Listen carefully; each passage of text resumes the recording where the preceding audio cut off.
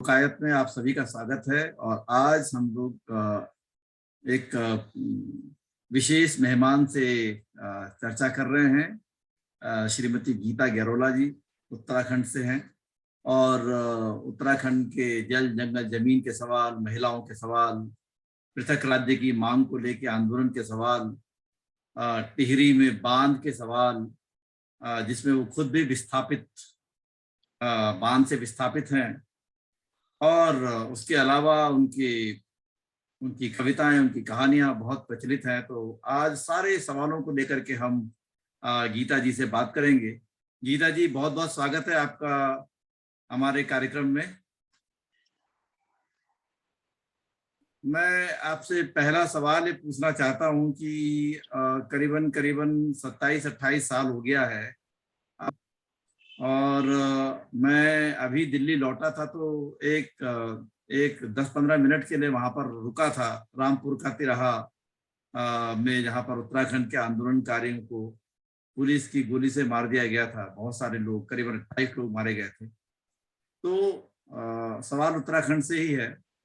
राज्य बन गया और आज बहुत उम्मीदों के साथ लोगों ने लड़ाई लड़ी। रामपुर का तिराहा कांड का उत्तराखंड की राजनीति, सामाजिक आंदोलनों में अभी क्या लोग उसको याद करते हैं? कुछ है उसकी भूमिका, या लोग भूल गए हैं? देखिए, अगर हम दो तरीके की स्थितियां हैं उत्तराखंड आंदोलन को लेकर के, और जो 2 अक्टूबर को जो मुजफ्फरनगर कांड हुआ था उसको लेकर के, 2 तरीके की बातचीत है। एक बातचीत तो सियासी बातचीत है, जो राजनीतिक पार्टियां उस पूरी लड़ाई के बाद, उस पूरे संघर्ष के बाद जो राज्य बना और जिन्होंने राज्य को जो भोग रहे हैं, जो उसका फायदा उठा रहे हैं, जो सत्ताधारी दल हैं, उसमें कोई एक दल नहीं है। उत्तराखंड में मात्र 2 ही दल हैं, एक भारतीय जनता पार्टी और एक कांग्रेस। उसके सिवाय तीसरा कोई दल यहाँ पर दिखता नहीं है। मतलब सत्ता में नहीं दिखता है। तो बहुत सारे लोग हैं लेकिन सत्ता में नहीं दिखता है। तो जहां तक उनकी बात है, तो उनकी बात करें तो वो बहुत सियासी, राजनीतिक तरीके से बात करते हैं। जब उनको जरूरत पड़ती है तब मुजफ्फरनगर कांड को याद करते हैं, शहीद दिवस मनाते हैं, शहीदों के पास जाकर के फोटो खींचते हैं, उनको फूल चढ़ाते हैं। जब उनको आवश्यकता होती है तब वो उनकी बात करते हैं, उनको नमन करते हैं और उसके बाद उसको बुझाते हैं। एक बात तो ये है। उसके साथ में मुजफ्फरनगर कांड के साथ में एक जो सबसे महत्वपूर्ण बात जुड़ी हुई है वो है महिलाओं का जो उत्पीड़न किया गया, जिस तरह से उनको रेप किया गया, जिस तरह से उनको पीटा गया, जिस तरह से उनके साथ नंगई की गई उत्तर प्रदेश सरकार के द्वारा, उत्तराखंड सरकार थी वो उस समय, उसके द्वारा। उसके बारे में राजनीतिक दल बात नहीं करते हैं। जब वो सत्ता में रहेंगे तब बिल्कुल बात नहीं करेंगे। जब सत्ता में रहेंगे तो भूले भाले हमारे सामने, कभी अगर हम बहुत लड़ाई झगड़े की भूमिका में आते हैं और हम सामने दिख गए तो रोते गाते एक आध बार कर देते हैं, लेकिन राजनीतिक तौर पे, सियासी तौर पे मुजफ्फरनगर कांड में महिलाओं के साथ हुए उत्पीड़न के बारे में कोई भी राजनीतिक दल बात नहीं करता है। उनके पास में बहुत सारे तर्क हैं बात करने के लिए। उनके पास में तर्क ये हैं कि बहुत सारी महिलाओं को उन्होंने कंपनसेट कर दिया। उनको जो मुजफ्फरनगर कांड में जिन महिलाओं के साथ में बलात्कार किया गया, जिन महिलाओं का उत्पीड़न किया गया, उन महिलाओं को उन्होंने पैसा दे दिया है। उनको उनके घरों में जाकर के जो है, उनकी जो डिपार्टमेंट की महिलाएं हैं, डिपार्टमेंट की महिलाएं बोल रही हूँ मैं, हाँ, पुरुष नहीं बोल रही हूँ मैं, डिपार्टमेंट की महिलाओं ने जाकर के उनके घरों में जाकर के उनको पैसे दिए, और वो बड़ी छाती फुला फुला के और जो है बात करती हैं जगह जगह कि अरे हमने तो पैसे दे दिए और उन्होंने बड़े आराम से पैसे ले लिए, और ये है वो चुप हो गई हैं। और ऐसे करके वो लोग, वो उन्होंने, उनकी तरफ से वो पूरी चुप्पी है, उनकी तरफ से बात खत्म हो गई है। उनकी तरफ से उन महिलाओं का उत्तराखंड आंदोलन में और इनको सत्ता प्राप्ति में भूमिका अब खत्म हो गई है, सियासी तरीके से अगर बात की जाए, क्योंकि उन्होंने याद ही करना छोड़ दिया है। वो मुजफ्फरनगर कांड के बाद में जो मुकदमे चल रहे हैं उनके बारे में बात ही नहीं करते हैं। वो न्याय अन्याय की बात नहीं करते हैं। जब हम उनसे बात करते हैं कि भाई जो लोग उस समय जो है, जिन लोगों के द्वारा हमारा उत्पीड़न किया गया था महिलाओं का, उनको तो प्रमोशन दिए गए हैं, उनको विभिन्न बड़े बड़े पद दिए गए हैं, है ना। अनंत कुमार हुए, बुआ सिंह हो गए, और बहुत सारे लोग, मुलायम सिंह, और उसकी क्या नाम है अपनी मायावती की तो उसके बाद में राजनीति में बड़ी जबरदस्त भागीदारी बढ़ी, तो उनके बारे में जो है ये हम जब बात करते हैं तो फिर वो इस मुकदमे के बारे में, मुकदमे का क्या हुआ, मुकदमा क्या खारिज हो गया, मुकदमे में किसको न्याय मिला, किसको न्याय नहीं मिला, इसके बारे में राजनीतिक तौर पे वो कोई बात नहीं करते हैं। अब रहे जो अपोजिशन में है और जो जनसंघ है, तो जन संगठन में एकमात्र उत्तराखंड महिला मंच है जो हर समय मुजफ्फरनगर कांड को याद करता है। कोई मीटिंग, कोई कार्यशाला, कोई धरना, कोई प्रदर्शन नहीं होगा जब हम इस कांड के लोगों को याद नहीं दिलाते होंगे और उस मुकदमे की याद नहीं दिलाते होंगे और ये कहते होंगे कि हमारे साथ न्याय नहीं हुआ है। ठीक है, तुमने कंपनसेट करा, लोगों ने कंपनसेशन ले लिया, मानते हैं हम, है ना? पर ये तो सरकारों के सत्ता की हमेशा भूमिका रही है कि वो रुपयों से कंपनसेट करना चाहते हैं, वो न्याय से कंपनसेट नहीं करना चाहते। तो हाँ ये तो उनकी बिल्कुल। भूमिका रही। हाँ, जी जी। तो वो रुपयों से कंपनसेट करना चाहते हैं, है ना? तो रुपये भाई, जिन लोगों के पास में एक पैसा नहीं था और वो लोग उत्तराखंड आंदोलन में आए थे और वो मुकदमे लड़े उन्होंने और मुकदमों में उनकी भागीदारी हुई। अगर तुमने 4 पैसे दे भी दिए तो कौन, पहले तो हमने ये हाँ कहा कि भाई तुमको नहीं लेना चाहिए था। चलो ले लिया उन्होंने, आपने जबरदस्ती करी, आप घर में आके दे दिए और दिए भी किन लोगों को? वो उन लोगों को दिए गए जिन्होंने बाद में, ऐसे भी बहुत हुआ, मैं ये बात अपने महिलाओं के विरोध में करूंगी मैं, लेकिन हम महिलाएं भी तो इसी पितृसत्तात्मक जो समाज है इसका हिस्सा है ना। हमारा जी पालन बिल्कुल। पोषण में तो इसी ढांचों में होता है। हम जी हम भी तो पितृसत्ता को पोषित करती हैं। हम ही तो पितृसत्ता को हाथ लगा करके आगे बढ़ाने का काम करती हैं। तो बस वो पितृसत्ता के अंदर ढांचों में जिन महिलाओं को पालन पोषण किया गया, उन महिलाओं ने लिया भी है पैसा, लिया भी होगा, है ना? लेकिन ये कोई न्याय तो नहीं है। नहीं, मुकदमे में क्या पैसा, हुआ हाँ इसके पैसा बारे में लेना एक अलग चीज है और न्याय की प्रक्रिया अलग चीज है। पैसा तो बिल्कुल, बिल्कुल। कॉम्पनसेशन होता ही है, वो हर एक को मिलता है जो विक्टिम है। लेकिन उसका मतलब ये नहीं कि पैसे दे के अगर मुंह बंद करना हो तो घूस देना हो गया ना, उससे आप न्याय सत्ता कहाँ का पहुंचे। चरित्र देख लीजिए, आप सत्ता का चरित्र कहीं भी देख लीजिए। जब भी महिलाओं के साथ में यौनिक उत्पीड़न होते हैं, वो पैसे से कंपनसेट करते हैं, वो न्याय न्याय से कंपनसेट करने की बात नहीं करते हैं। वो जी समझते हैं पैसा देके उनकी जिम्मेदारी खत्म हो गई लेकिन है ना? लेकिन वो मैं इस न्याय पूरे को पूरे देखते हैं। मसले पे मैं ये देखता हूँ कि दो तरीके की चीजें हुई उस दौरान भी, क्योंकि आप तो समय आंदोलन में थे। जब 28 लोगों के नाम जो है रामपुर के तिराहा में लिखे गए हैं, शहीदों के नाम, वहां पर कितने घायल हुए इनका कोई जिक्र नहीं है। वहां पर महिलाओं के साथ उत्पीड़न हुआ इसका कोई जिक्र नहीं है। मुझे लगता है कि एक मॉन्यूमेंट अगर बनना चाहिए अन्याय के खिलाफ, तो उस मॉन्यूमेंट में पुलिस की भूमिकाओं, स्टेट की भूमिका आनी चाहिए थी कि भाई हम ऐसा प्रशासन नहीं चाहते जो अपने लोग, जो एक डेमोक्रेटिक राइट है, उस समय तो हमारा लोकतांत्रिक अधिकार था, वो भी उत्तर प्रदेश के अंदर प्रदर्शन नहीं कर रहे थे, दिल्ली में करने जा रहे थे। तो दिल्ली में लाल किले के समक्ष प्रदर्शन हो रहा था, लाल किले के मैदान पर, और उत्तर प्रदेश में मुजफ्फरनगर की पुलिस उनको रोकती है और वो अत्याचार करती है।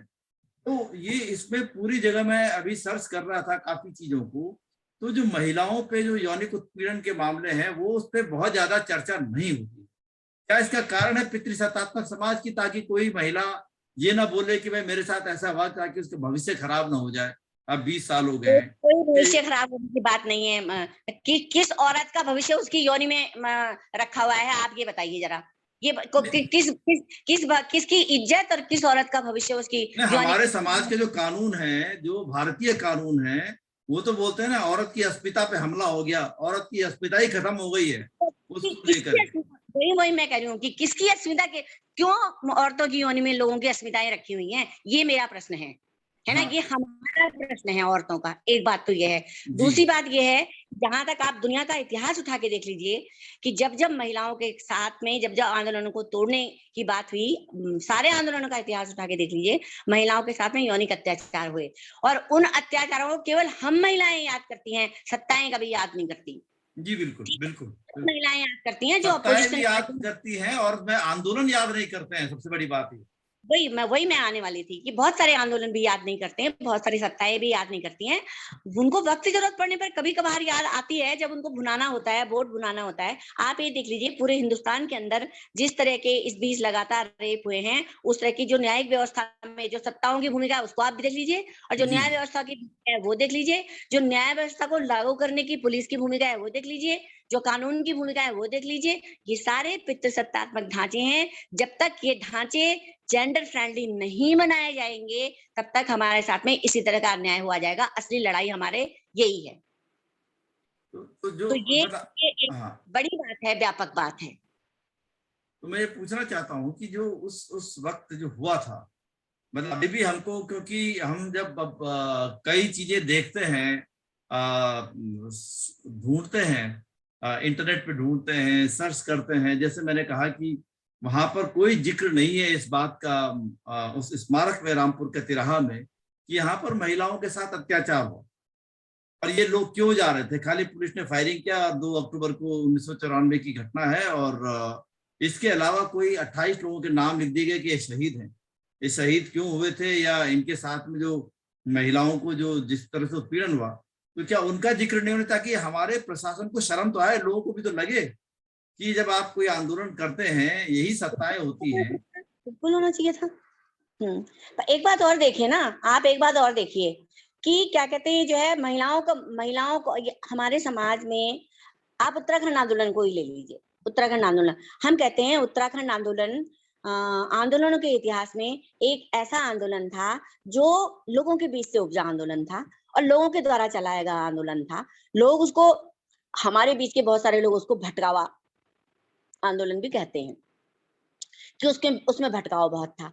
उसमें महिलाओं की बहुत जबरदस्त भागीदारी थी और जी महिलाओं की भागीदारी को आप देखिए, जब तक जरूरत हुई तब तक महिलाओं की भागीदारी, और उसमें उस भागीदारी में महिलाओं के अंदर एक राजनीतिक अवेयरनेस जबरदस्त तरीके से उभरी थी। और जैसे ही वो राजनीतिक अवेयरनेस का जो चैनलाइज होने का टाइम आया, इन्होंने औरतों को बांटना शुरू कर दिया। राजनीतिक पार्टियों ने भी, बहुत सारे संगठनों ने भी, और हमारे जो अलग अलग तरीके के जो ढांचे हैं उन्होंने भी, है ना, उनके अपने तरीके होते हैं, आप जानते हैं। लो सम्मान कर लो ये कर लो, इसको सर्टिफिकेट दे दो, इसको फलाने में पद दे दो, इसको लाने में दे दो। इस तरह के उन्होंने औरतों के बीच में जो जो औरतों की पूरी ताकत एकजुट आई थी, और जो पूरी की पूरी ताकत, जो राजनीतिक अवेयरनेस, जो राजनीतिक जागरूकता उनके अंदर एक आई थी, उस राजनीतिक जागरूकता को छिन्न भिन्न कर दिया। और एक सबसे महत्वपूर्ण बात हुई उत्तराखंड आंदोलन के बाद में, महिलाओं के साथ तो आज भी अन्याय है, और जब तक ये अन्याय नहीं होता रहेगा हम आवाज उठा, अन्याय रहेगा जब तक उस मुकदमे की बात रहेगी, जब तक हमारे साथ न्याय नहीं होगा हम हमेशा आवाज उठाते रहेंगे। लेकिन आप ये देख लीजिए ना कि उसके बाद जो उत्तराखंड के लोगों का एक जुझारूपन था संघर्षों के को करने का, अपनी बात को रखने का, आंदोलनों का जो एक पूरा दौर था, और आंदोलनों का एक जो जो एक उनके अंदर ताकत थी, और जो जुझारूपन था, वो जुझारूपन उत्तराखंड राज्य बनने के बाद में धीरे धीरे धीरे करके हमारी दोनों सत्ताओं ने वो धीरे धीरे करके खत्म कर दिया। अब आप देखिए आंदोलन होते हैं, मगर आंदोलनों में वो ताब नहीं होती है। आज देहरादून के अंदर आप देखिए पेड़ कट रहे हैं, बच्चे सारे के सारे वहां हैं, बच्चे वहां पर चिपको आंदोलन, मतलब पेड़ों पर चिपट रहे हैं, जो उनके परंपरागत तरीके हैं उन तरीकों को अपना रहे जी हैं। जी लेकिन सत्ता के कान पे जून ही नहीं रही है। वहां पर कुछ लोग जा रहे हैं, वहां पर विरोध कर रहे हैं, बच्चे जा रहे हैं और बच्चों के समर्थक जा रहे हैं, पत्रकार जा रहे हैं, है ना, वो वाले पत्रकार जा रहे हैं, वो वास्तविक पत्रकार हैं, मैं उन पत्रकारों की बात कर रही हूँ। तो वो जा रहे हैं, वो उनकी बात को रख रहे हैं। आप देखिए फेसबुक में और जितने भी मल्टीमीडिया उसमें बात है, लेकिन मुख्य अखबारों में आपको कहीं नहीं दिखाई देगी। नहीं, तो ये जो आपकी बात, जुझारूपन है, जी जी, आंदोलनों का जो खत्म कर दिया गया है। तो ये जुझारूपन खत्म क्यों हुआ इसमें, मतलब जैसे आपने कहा कि आंदोलन को पहले पहले लोगों ने कहा कि भटकाव का आंदोलन था, बहुत सारे लोग जो हमारे जैसे लोग थे उन्होंने कहा कि ये जातिवादी मनुवादी आंदोलन है उस दौर में, क्योंकि ऐसा लगा कि ये सत्ताएं उत्तर प्रदेश में आएगी, सत्ता का ट्रांसफर होगा, वही जातियां हावी होंगी। तो क्या आपको वही नहीं लगता कि जब महिलाएं इकट्ठा हो रही थी उत्तराखंड के आंदोलन में, तो जिस समय आंदोलन, मतलब उत्तराखंड का आंदोलन तो बड़ा ऐतिहासिक, इसमें कोई शक की बात नहीं कि आजादी की मतलब 1947 से भी पहले उत्तराखंड की बिल्कुल अस्मिताएं बिल्कुल अलग हैं, इसमें कोई दो राय नहीं। लेकिन 1992-93 के बाद जो आंदोलन मजबूत हुआ, या तो उसका एक पीछे कारण था मंडल कमीशन की रिपोर्ट, और जो दलित विरोधी चरित्र इसका था। तो महिलाएं भी, तो जैसे आपने कहा कि पितृसत्ता का जो सबसे बड़ा जो कैरियर होती हैं उसको ले जाने वाली, आगे बढ़ाने वाली, जिस तरह से हमारी जो पितृसत्तात्मक समाज है या हमारा जातिवादी समाज है, तो वो उस जातिवादी उसमें उस समय एग्रेसिव थे। मुलायम सिंह हटाइए, मायावती को हटाइए, जो गालियां उनको पड़ रही थी वो तो जातिवादी थी ना, वो तो जातिवादी थी, और महिलाएं भी उस जातिवाद की गाली में कम नहीं थी, वो भी काफी जातिवादी एग्रेसिव थी। अब देखिए बात क्या है, उत्तराखंड के अंदर जो है, मुझे याद है चंबा में एक बहुत बड़ी रैली थी। उसमें कुंवर प्रसून भी आए हुए थे और बहुत सा दिल्ली से बहुत महिलाएं आई थी, जो ऐसी महिलाएं जो उत्तराखंड आंदोलन को सपोर्ट करती थी, उत्तराखंड को सपोर्ट करती थी, ऐसी बहुत सारी महिलाएं आई हुई थी। तो हम लोग खड़े थे एक किनारे ऊपर धार में और वहां से पूरे रैली को देख रहे थे। तो वहां पर मुझे कुंवर प्रसून भी आए और कुंवर प्रसून से मैंने बोला, भाई जी आप यहाँ क्यों खड़े हैं, आप वहां क्यों नहीं जा रहे हैं लोगों के बीच में? तो कुंवर प्रसून ने जानते मुझसे क्या कहा? उन्होंने कहा कि गीता बहन, मैं उत्तराखंड ये जो पूरा का पूरा जो आंदोलन सुगबुगा रहा है, मैं इस आंदोलन से सहमत नहीं हूँ, क्योंकि ये दलित विरोधी आंदोलन है। उन्होंने कहा था। और वो सारे, मुझे लगता है कि वो शायद हमेशा यही वाली बात बोलते रहे कि ये दलित विरोधी आंदोलन है, क्योंकि वहां पर किसने चलाया, आप ये देखिए ना विद्या भाई, कि किसने चलाया वो आंदोलन। जो हम महिलाएं उसमें शामिल थी, वो सारी की सारी महिलाएं कौन थी? ठाकुर और ब्राह्मण। दलित महिलाएं तो गिनी चुनी 4-6 रही होंगी उस आंदोलन में। उन महिलाओं ने भी दराती फहराई, उन महिलाओं ने भी क्या कहते हैं नारे लगाए, उन महिलाओं ने भी धरने प्रदर्शन दिए, पर क्या हमने उनको छुआ हुआ पानी पिया? क्या अब हमने क्या करा? हमने क्या करा? हमने कहा कि हम तो इतने महान हैं उत्तराखंडी कि हम तो अपने यहाँ दलितों को वो लगाते हैं, सेवा लगाते हैं। सेवा मतलब प्रणाम करते हैं। और उनको जो है ना, उनको नाता लगाते हैं, ताऊ बोलते हैं, भाई बोलते हैं, रिश्ता चाचा बोलते हैं, मामा चाचा ताऊ। जी जी। उत्तराखंडियों का सबसे बड़ा ये दलील होती है जब हम दलितों की बात करते हैं कि हम तो अपने यहाँ, एक तो हमारे यहाँ दलित है नहीं, ऐसे बोलते हैं वो। अरे 2% वो है कहाँ? वो है तो यहीं के वासी 2% भी है, चाहे भले ही। क्या 2% की गिनती नहीं होती? क्या 2% वोटर नहीं है? 16% से ऊपर है, 17% ऑफिशियल है। नहीं, वो 2% कहते हैं ना, 70% तो ऑफिशियल है वो। हाँ, मगर वो वोटर नहीं है, एक बात। दूसरी बात, हम जो है ना, हम जो लोग हैं, सवर्ण लोग हैं, सवर्ण मानसिकता के लोग हैं, चाहे वो कोई भी संगठन हो, चाहे वो कोई भी XYZ संगठन की बात कर रही हूँ मैं, हम सारे बोलते हैं कि हम दलितों की तरह रिश्ता लगाते हैं। हमारे यहाँ उस तरह के उत्पीड़न थोड़ी होते हैं जैसे उत्तर प्रदेश में और कहीं होते हैं। हमारे यहाँ तो कोई इस तरह है ना। मगर इनसे पूछो कि दारू पीने के सिवाय और उनकी बीवियों के साथ सोने के सिवाय क्या तुमने उनके घर में खाना खाया? ये पूछना चाहिए इनसे। तब इनको घिन नहीं आती।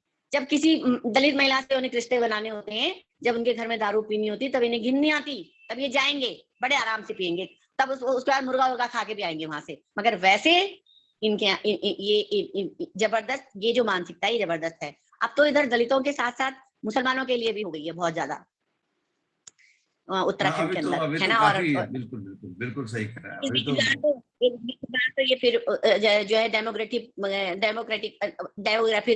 जनगणना की बात कर रहे हैं। आपका माइक ऑफ हो गया, जरा ऑडियो ऑन कर दीजिए। Audio audio. हाँ जी, हाँ जी। हाँ, तो ये बिल्कुल ये एक पाखंड है। जब इसमें इसमें केवल आम आदमी ही नहीं है, जो तथाकथित अपने को विशेषज्ञ कहते हैं, लेखक पत्रकार हैं, आंदोलनकारी है, उनका भी वही रवैया है। और बहुत आसानी से वो कहते हैं हम जाति थोड़ा मानते हैं, हमारे जाति तो कुछ होती नहीं। हम तो देखिए महिलाओं के बीच में मैं महिलाओं के साथ काम करती हूँ, मैं महिला संगठनों में काम करती हूँ। मैं खुद यहाँ की सवर्ण, दुर्भाग्य से मैं एक सवर्ण परिवार में पैदा हुई हूँ मैं खुद। मगर मैं इस बात को बहुत महसूस करती हूँ। और क्या कहते हैं, हमारे यहाँ बोलेंगे नहीं, जताएंगे नहीं, मगर मन में रहती है, मन में रहती है। हमारे संगठनों के बीच में भी मन में रहती है, मुसलमानों के लिए भी रहती है और दलितों के लिए भी रहती है। और बताऊं मैं, इन संगठनों में जितने भी संगठन हैं, हमारे जन संगठन है और बाकी दलित संख्या कितनी है, आप जरा बताइए। दलितों की संख्या कितनी है दलित लीडरशिप हमारे पास में, है ना। ये भी तो उत्तराखंड वालों को प्रश्न करना चाहिए। तब चाहे तुम्हारे 17% है, चाहे तुम 2% को सीमित कर देते हो, 2% में तो जिंदे है ना। हाँ जी, हाँ जी, बिल्कुल है ना। तो कहाँ है? ये बहुत बड़ा प्रश्न है ना। और उसके बाद जब उन्होंने कहा, एक बार मैंने अपने संगठन के बीच में कहा कि कुंवर प्रसून भाई जी ने ऐसे कहा था, मुझे भी लगा था कि उत्तराखंड आंदोलन दलित विरोधी आंदोलन है। अगर दलित विरोधी आंदोलन नहीं है, अगर माना हम मानते हैं कि विरोधी नहीं है वो, लेकिन वो दलितों के लिए, मतलब कोई वो उस आंदोलन में हमने उनको इस्तेमाल किया, जैसे औरतों को आंदोलन में इस्तेमाल करते हैं ना, ऐसे हम औरतों ने भी उनको ढोल बजाने के लिए आ जाओ, ठीक है, सिंगा बजाने, दराती लहराने के लिए आ जाओ, हमने भी उनको इस्तेमाल करा। तो कहीं किसी उत्तराखंड आंदोलन के अंदर दलितों की बात नहीं हुई, राज्य बनने के बाद भी दलितों की बात नहीं हुई। तो ये बात है कि कहीं ना कहीं अभी भी दुराव छिपा जो हर पूरे पूरे भारत के अंदर है, जो वर्ग और जाति की जो कमियां हैं वो उत्तराखंड में भी जबरदस्त मौजूद हैं। और ये तो यहाँ तो पूरी राजनीति ही सवर्ण राजनीति है, तो जी आप जी, उनकी बहुत गिनती। बिल्कुल बिल्कुल, वो तो सवर्ण राजनीति का गढ़ है। इसीलिए जो है पिछले 10-15 इसीलिए साल में जो है दिल्ली का सवर्ण मीडिया जो है बड़ा खुश रहता है उत्तराखंड से। उसका एक उत्तराखंड से। कारण है कि आज से 20 साल पहले जब हम दिल्ली आते थे, 30 साल पहले, तो हमको पहाड़ी बोला जाता था। ये बोला जाता था कि भाई वो कहीं नौकरी लायक नहीं है केवल बुला सिक्योरिटी गार्ड रहेगा या होटल में ढाबे में बर्तन धोएगा। और हाँ 1992 के मंडल के विरोध के बाद ये सारे लोगों के सुर बदल गए। हाँ और अब बदले ऐसा हैं। बन गया कि उत्तराखंड जो है देश का जो है वो राज्य बन गया। क्या बोलते हैं, हिंदुत्व को गाइडेंस का जिसे बोलते हैं ना, कि भाई वहां हमारे जो है सारे वाला देवता लोग बैठे हुए हैं और भूदेवता भी बैठे हुए हैं, दोनों ही बैठे हुए हैं। तो ये इस प्रकार से जो पूरा, वो एक बात चंद्र सिंह जी बोलते हैं जो बहुत बहुत इंपॉर्टेंट बात है उत्तराखंड के कॉन्टेक्स्ट में। जब उन्होंने कहा कि भाई उत्तराखंड का राज्य का आंदोलन चल रहा था, तो सारे जो बाजगी थे, जो डोम थे, जो दास थे, जिन्होंने ढोलक बजाया, जिनसे आपने जबरन ढोलक बजवाया आंदोलन के बजवाया। आगे आगे हैं, तबला रात को उठा रहे हैं, सुबह उठा रहे हैं, उनमें से हाँ क्या है ना वो बेचारे भी। किसी हाँ को भी राज्य आंदोलनकारी का दर्जा क्यों नहीं मिला? किसी बिहार को नहीं दिया। सरकार क्यों नहीं दिया? वो सबसे पहले आते हैं। अब 2-2 हजार रुपए पेंशन लगा रखी संस्कृति विभाग ने उनकी। अब बस वो 2-2 हजार रुपए में खरीद लिया, कंपनसेट कर लिया पैसे में। अच्छा, मतलब सबको मिल रही है। स्टेट को पैसे से कंपनसेट करना चाहते हैं। नंबर मिल गया आप सबको, वर्ग विभाग है पेंशन मिल रही है। पेंशन कुछ कुछ लोगों को, जिन लोगों का रजिस्ट्रेशन है कल उसमें संस्कृति विभाग में, उनको मिल रही है। नहीं, पर उनको आंदोलनकारी का दर्जा तो मिलना चाहिए ना, साथ में है वो। बिल्कुल नहीं दिया उनको, ढोल ढाल दे दिए उनको। अब ढोल कोई बजवाता नहीं है, गांव में बैंड हो गए हैं, है ना, डीजे हो गए हैं, लेकिन ढोल ढाल दिए कुछ लोगों को। कुछ लोग अपने अब करते हैं। यहाँ पर कोई आंदोलन होता है, कोई कौथिग मौथिग होता है, कोई बड़े बड़े कार्यक्रम होते हैं, उसमें ढोल बजाने के लिए बुला देते हैं उनको। ऐसी बात नहीं है कि वो जो काम वो पहले करते आए थे ना परंपरागत, और जिस हाँ तरह की हाँ, इनकी मानसिकता पहले, वो अभी भी इनकी मौजूद है, वो वैसा काम करवाते हैं अभी भी। और वो बेचारे भी क्या करें, वो रोजी रोटी तो बहुत, पेट में रोटी जाना तो हाँ बहुत हाँ, जरूरी वो तो होता है। वो तो देखिए, करेंगे। अगर उसी काम धंधे में बढ़िया पैसा मिल जाए तो कोई आपत्ति नहीं है किसी को। विद्या भाई, सबसे बड़ी बात ये है कि जो पूरे भारत के अंदर जो दलित आंदोलन है, उस दलित आंदोलन की कोई धमक ही नहीं उत्तराखंड में। दलित आंदोलन ने यहाँ पर कुछ दलित आंदोलन ने कोई मतलब ना, उन लोगों ने शायद एक बार रजनी तिलक ने बहुत कहा था कि गीता हम यहाँ पर दलित, और यहाँ पर हम लोगों ने कुछ लोगों को इकट्ठा करना भी शुरू कर दिया था, महिलाओं को भी, उनको भी। हमने सोचा पहले इनकी मानसिकता बनाएंगे, पर वो कुछ हो नहीं पाया। लेकिन दलित आंदोलन की कोई धमक यहाँ पर नहीं है ना। जब हम दलित आंदोलन की उत्तराखंड के अंदर बात करेंगे, तो जो जानकारी है जिनको थोड़ा बहुत, वो महाराष्ट्र की बात करेंगे कि महाराष्ट्र में दलित आंदोलन है ना। ओम प्रकाश वाल्मीकि हमेशा जो महाराष्ट्र में जिस तरह का दलित आंदोलन था उसके बारे में बहुत बात किया करते थे, और उनकी पूरी की पूरी जो वो, क्योंकि वो रहे उस आंदोलन का हिस्सा रहे, और तो वो बताया करते थे। तो हम लोग सोचते थे कि हाँ हम जाएंगे, हम बुलाएंगे, हमको उस तरह का एक आंदोलन यहाँ पर लोगों के बीच में उस तरह की जागरूकता करनी चाहिए। मगर किसी की नियति नहीं है, विल हाँ हाँ, नहीं है, बिल्कुल बिल्कुल बिल्कुल, नियति नहीं है। कंट्रोल में कौन रहेगा, सही बात है, गैस बिल्कुल। कौन होगे, उनके मालिक कौन बनेंगे। तो जैसे आप महिला आंदोलन से जुड़ी रही, और तो ये जो उत्तराखंड में जो रामपुर का तिराहा कांड से कितनी महिलाएं प्रभावित हुई, मतलब कुछ तो उसका लिस्टिंग होगा, क्योंकि वो केस चल रहा है। अगर तो उसमें क्या ये चीजें आ रही हैं कि पुलिस ने रेप किए थे या पुलिस ने महिलाओं को असॉल्ट किया था, कुछ ऐसी बात हुई है उसमें, जो FIR वगैरह हुई थी? कि जो क्या कहते हैं FIR भी हुई, उस पर रेप केस भी चल रहे हैं, सब कुछ चल रहा है। मुकदमा अभी खारिज नहीं हुआ है, मुकदमा चल रहा है। मगर आपकी दृष्टि मुकदमे में की कितनी स्थितियां क्या महिलाएं थी? कितनी महिलाएं उस दिन में करीबन जैसे 28 लोगों की लिस्ट वहां लगी है मरने अभी वालों की?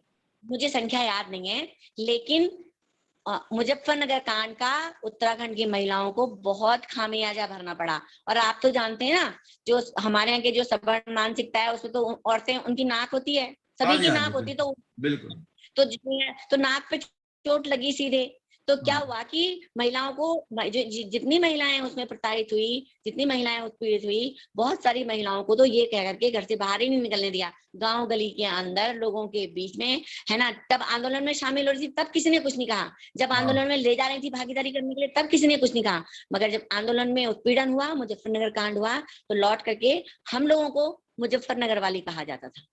और ये मुजफ्फरनगर वाली जो शब्द है, इन शब्द से बहुत सारी महिलाओं के परिवार, उनकी सामाजिक प्रतिष्ठा, है ना, उनकी जो खुद की प्रतिष्ठा थी, उनकी खुद की मानसिकता बहुत ज्यादा प्रभावित थी, और बहुत सारी महिलाएं इसमें पीछे भी हटी थी उसके बाद। हाँ, मैंने क्योंकि उस समय की रिपोर्ट्स पढ़ी थी कि जैसे कई लोग जब फैक्ट फाइंडिंग में गए, कई जन संगठनों के लोग गए थे उस दौर में भी, तो कई लोगों ने तो मना कर दिया था कि ऐसा कुछ भाई नहीं, गए नहीं है, क्योंकि अब नाक बड़ी चीज है तो ये बताने के लिए कि हम तो वहां गए नहीं थे, वही नहीं। हाँ, इसलिए ना कि उनको घर के अंदर, उनके पास, बताइए अगर उनको कहते घर से निकाल देते तो कहाँ जाती वो महिलाएं? हाँ, बिल्कुल। किसी, हम कहते हैं कि औरतें जो है आवाज नहीं उठाती, उनके प्रति हिंसा होती है घर के अंदर, क्यों नहीं उठाती हैं? कहाँ जाएंगी?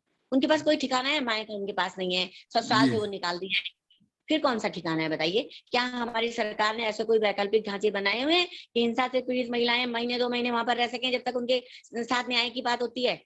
नहीं, वो तो हिंसा पीड़ित वाला क्या होगा, तो पुलिस के थाने में जो महिला काउंसलर होगी वो भी समझाएंगे कि वापस घर ही चले जाओ, ये बेकार है सब कुछ करना। यही है, वो दबाव डालती है इस बात का। जितनी भी जगह महिला काउंसलर्स हैं, पुलिस थानों में, हॉस्पिटल्स में, कहीं भी अगर आप चले जाएं तो उनका रवैया यही होता है कि भैया जैसे समझौता कर लीजिए, हो गया, ज्यादा कब तक लड़ोगी अकेले।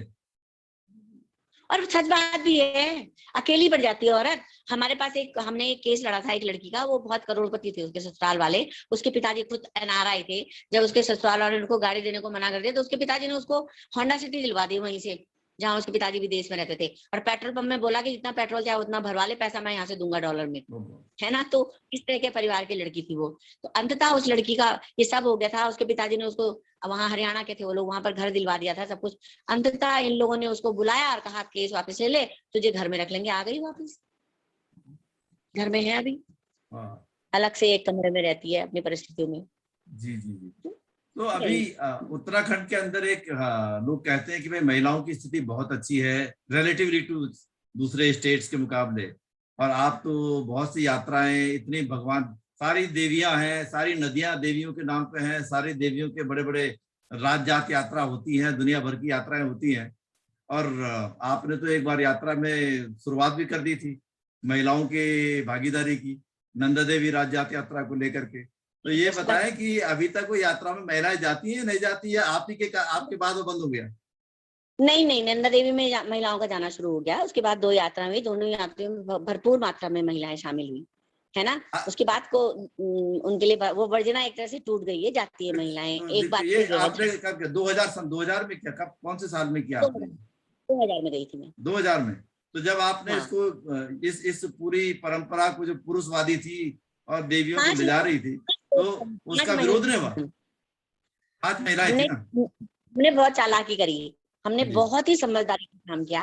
हमने भगोती है जो दूसरा तीसरा पड़ाव है, भगोती से हम लोगों ने मीडिया को कवर करना शुरू कर दिया, और मीडिया के सामने ना डीएम को, एसडीएम को, पटवारी को, तहसीलदार को, बाबाओं को, पुजारियों को बोलते थे, भाई साहब आप ये बताइए कि राज जात में महिलाएं जा सकती हैं कि नहीं जा सकती हैं। अब क्या है ना, मीडिया आपके सामने है, औरतें आपके पास खड़ी हो रखी हैं बहुत सारी, तो आप बोलिए हाँ क्यों नहीं, ये तो देवी का डोला है, इसमें तो जा ही सकती हैं।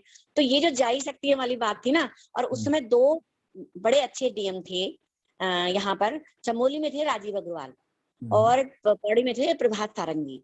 तो इन दोनों डीएम की ये जबरदस्त, मतलब वो थी, सपोर्ट था कि महिलाओं को जाना चाहिए। ये दोनों लगातार मौजूद रहे राजजात में। भले ही राजजात में हम मुलाकात अंत में हुई लाता कोपड़ी में, उससे पहले मुलाकात नहीं हुई थी, है ना, अलग अलग डेरे में रहते थे, लेकिन ये लोग लगातार मौजूद रहे। और वाण तक खास तौर पे ज्यादा वर्जना, वाण के बाद में वर्जना होती है, तो वाण तक जो है सबने कहा लाटू देवता रोक लेगा, हमें तो किसी लाटू देवता ने नहीं रोका। हमने कहा भाई रोको लाटू जी, आप रोको तो सही, किसी ने कुछ भी नहीं बोला। ना हमने एक माहौल बना दिया था चालाकी से पहले से ही, कि जिससे जब माइयों से, बाबाओं से, माइयों ने तो कहा कि भाई क्योंकि महिलाओं को तो महीने में वर्जना होती है 5-6 दिन की, अगर किसी महिला को छूत हो जाती है माहवारी की तो महिलाएं सकती हैं। तो मैंने कहा कि वो देवी भी तो क्या कहते हैं हमारी होती होगी कि नहीं होती होगी, और वो देवी कहाँ से पैदा हुई, वो भी तो हम ही से पैदा हुई है। भाई वो पैदा होने का तो एक ही सिस्टम होता है पूरी पूरी बिल्कुल बिल्कुल, सृष्टि में। दुनिया भर में हिंदू हो, मुसलमान हो, सिख हो, ईसाई हो, कोई हो। पैदा हो सकते हैं है नहीं, ना। हमारे यहाँ तो अलग कान अलग वान तरीके से भी पैदा हुए हैं ना, अलग अलग तरीके से। हाँ, लेकिन मैंने कहा पूरी सृष्टि में साइंटिफिक तरीके से पैदा होने का एक ही तरीका है ना। अब वो जी हम पैदा करते हैं तो भैया जी, जब हमारी सृष्टि हम हैं पैदा करने वाले, तो हमें कौन रोकेगा, सही है कह ना। रहे हैं। तो ये ऐसा बिल्कुल। हुआ। रास्ते में लोग हमको बहुत सुनाते थे तुम्हारे कारण बारिश हो रही। अरे बेवकूफ के अच्छा बच्चों, अच्छा, सितंबर के महीने आपके बारिश नहीं होगी तो क्या होगी। अच्छा, तो भाई आपके भरपूर आपके यात्रा हम में इतने हाई शामिल पे। होने आपकी यात्रा में शामिल होने से बारिश हो रही थी, आपदा वगैरह तो नहीं आई ना? ना ना, आप मतलब जैसे बारिश होती थी, रास्ते में एक व्यक्ति की मौत हो गई, ए देखो, हमने कहा भाई इस बार हम आए हैं तो एक ही व्यक्ति की मौत हुई, पिछली यात्राओं में 5 5 6 6 मरते थे, अच्छा है ना, अच्छा। दाता गिना देते थे। तो हाँ ऐसा ये, तो हुआ, लेकिन अच्छा हमने भी 5 थे, हम 5 ने ऐसी ऐंठ लगाई। अच्छा, हाँ, तो चलिए पहुंच गए बहुत 5। बहुत बढ़िया। 5 लोगों ने जब शामिल हो गए यात्रा में, तो चाहे वो कैसा भी है, एक परिवर्तन की बात है। क्योंकि परिवर्तन बहुत आसानी से स्वीकार नहीं हो रहे। हम लोग एक प्रकार से अभी भी ट्राइबल सोसाइटी की तरह पुराना जो सिस्टम है, क्योंकि अभी आप देखिए कि जौनसार का इलाका आपके बगल में है, और वहां पर मंदिर प्रवेश का आंदोलन चला था पिछले कुछ दिनों, 2-3 साल पहले। दौलत कुंवर जी थे, वो भी गए और साथी लोग भी गए। और इतना उसका प्रोटेस्ट है कि आज भी मेरे को लगता नहीं कि वहां पर दलित जो है मंदिरों में जा सकते हैं। आज भी नहीं जा सकते जौनसार के अंदर। वो ढोल बजाते हैं ना मंदिरों में बाहर खड़े होकर के वो ढोल मतलब बजाने का काम देवता भगवान की मूर्ति गढ़ देंगे, बना देंगे, लेकिन अंदर नहीं जा सकते। नहीं, देवता तभी अवतरित होगा जब दलित ढोल बजाएंगे। अच्छा। ठीक है, ये हाँ, आप देखिए ना, ढोल कौन बजाता है, दलित तो बजाते हैं, जी है ना। जी तो जी। ये है। और ये सबसे बड़ी बात हमारे यहाँ के जो सवर्ण है। अच्छा, मुझे क्या लगता था पहले कि जौनसारी संस्कृति में इतना छूत पात नहीं होगा, मगर हाँ, कितना गजब का छूत पात है वहां ज्यादा, पे, बहुत कमाल। ज्यादा। मतलब मेरे को लगता बहुत है कि ज्यादा। उत्तराखंड के अंदर सबसे ज्यादा जो है भयंकर जो हाँ, दलित जौनसार। उत्पीड़न है, वो जौनसार में होता है। बहुत ज्यादा, बहुत क्योंकि ज्यादा है वहां दलितों के पे। नाम पे जो पूरा रिजर्वेशन है, एसटी क्षेत्र को, वो तो सब बामन ठाकुरों ने खा लिया। हाँ हाँ, और अभी है ना। भी वो चल रहा है, मतलब खुले तौर पे, मतलब संविधान का उल्लंघन है। लेकिन ना उत्तराखंड के सांसद, ना उत्तराखंड के विधायक, ना उत्तराखंड की सरकार इस चीज पे कोई बात करती कि भाई ये तो पूरा ये समझना। अनुसूचित जनजाति का क्षेत्र है। इस जनजाति के क्षेत्र का सारा जो जनजाति के नाम पे रिजर्वेशन है, कोटा है, वो ब्राह्मण राजपूतों ने खा लिया। ये बड़ी एक बात एकता और है। एक बात और बताऊं आपको। जी हमारे जो हम उत्तराखंड का एक पार्ट है, उस पार्ट की तो आप बात छोड़ दीजिए आप, वो तो सारे के सारे अब मुख्य धारा में भगवानों उन हमारे जो भगवान थे ना, नरसिंह नुरसिंह जागरण देवता वगैरह, जी। नागरजा, वो तो मुख्य धारा में शामिल हो गए हैं। जो बड़े हाँ। बड़े देवता थे ना, वो गहने पहनने वाले, उन देवताओं के साथ शामिल हो गए हैं। बड़े आदमी जी। हो गए, अमीर अमीर होते हैं हमारे देवता।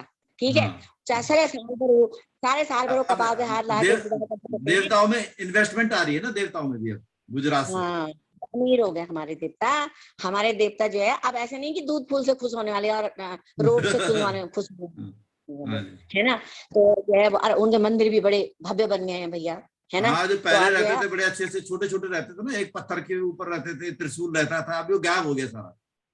चाहे वो मंदिर सारे साल भर बंद रहते हैं ताला लगा करके, देवता हाँ जी। बेचारा अंदर सिक्के पकड़ करके खड़ा रहता है कि कब आएंगे भक्तर, कब दिया जलाएंगे, कब दरवाजा खोलेंगे, है ना। सही सारे कह रहे साल हैं, भर कपाल बिल्कुल। पे हाथ लगा के बैठा रहता है, इंतजार करता है भक्तों का। और हम्म, भक्त जो है साल भर में एक बार जाते हैं अपनी अपनी गाड़ियों में भर के, और मंदिर को पुताई उताई कर दी, और उसके बाद में वहां पर बकरे बुकरे मारे, और किनारे पर कनस्तर कुनस्तर उल्टाए, और नाचे कूदे, पंडो उंडो नाचे, और अगले दिन शाम को वापस।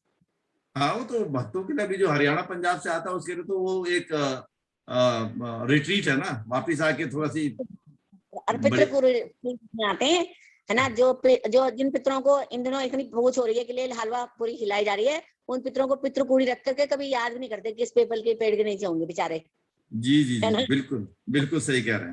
तो ये तो नहीं, हम बहुत। सवर्णों की।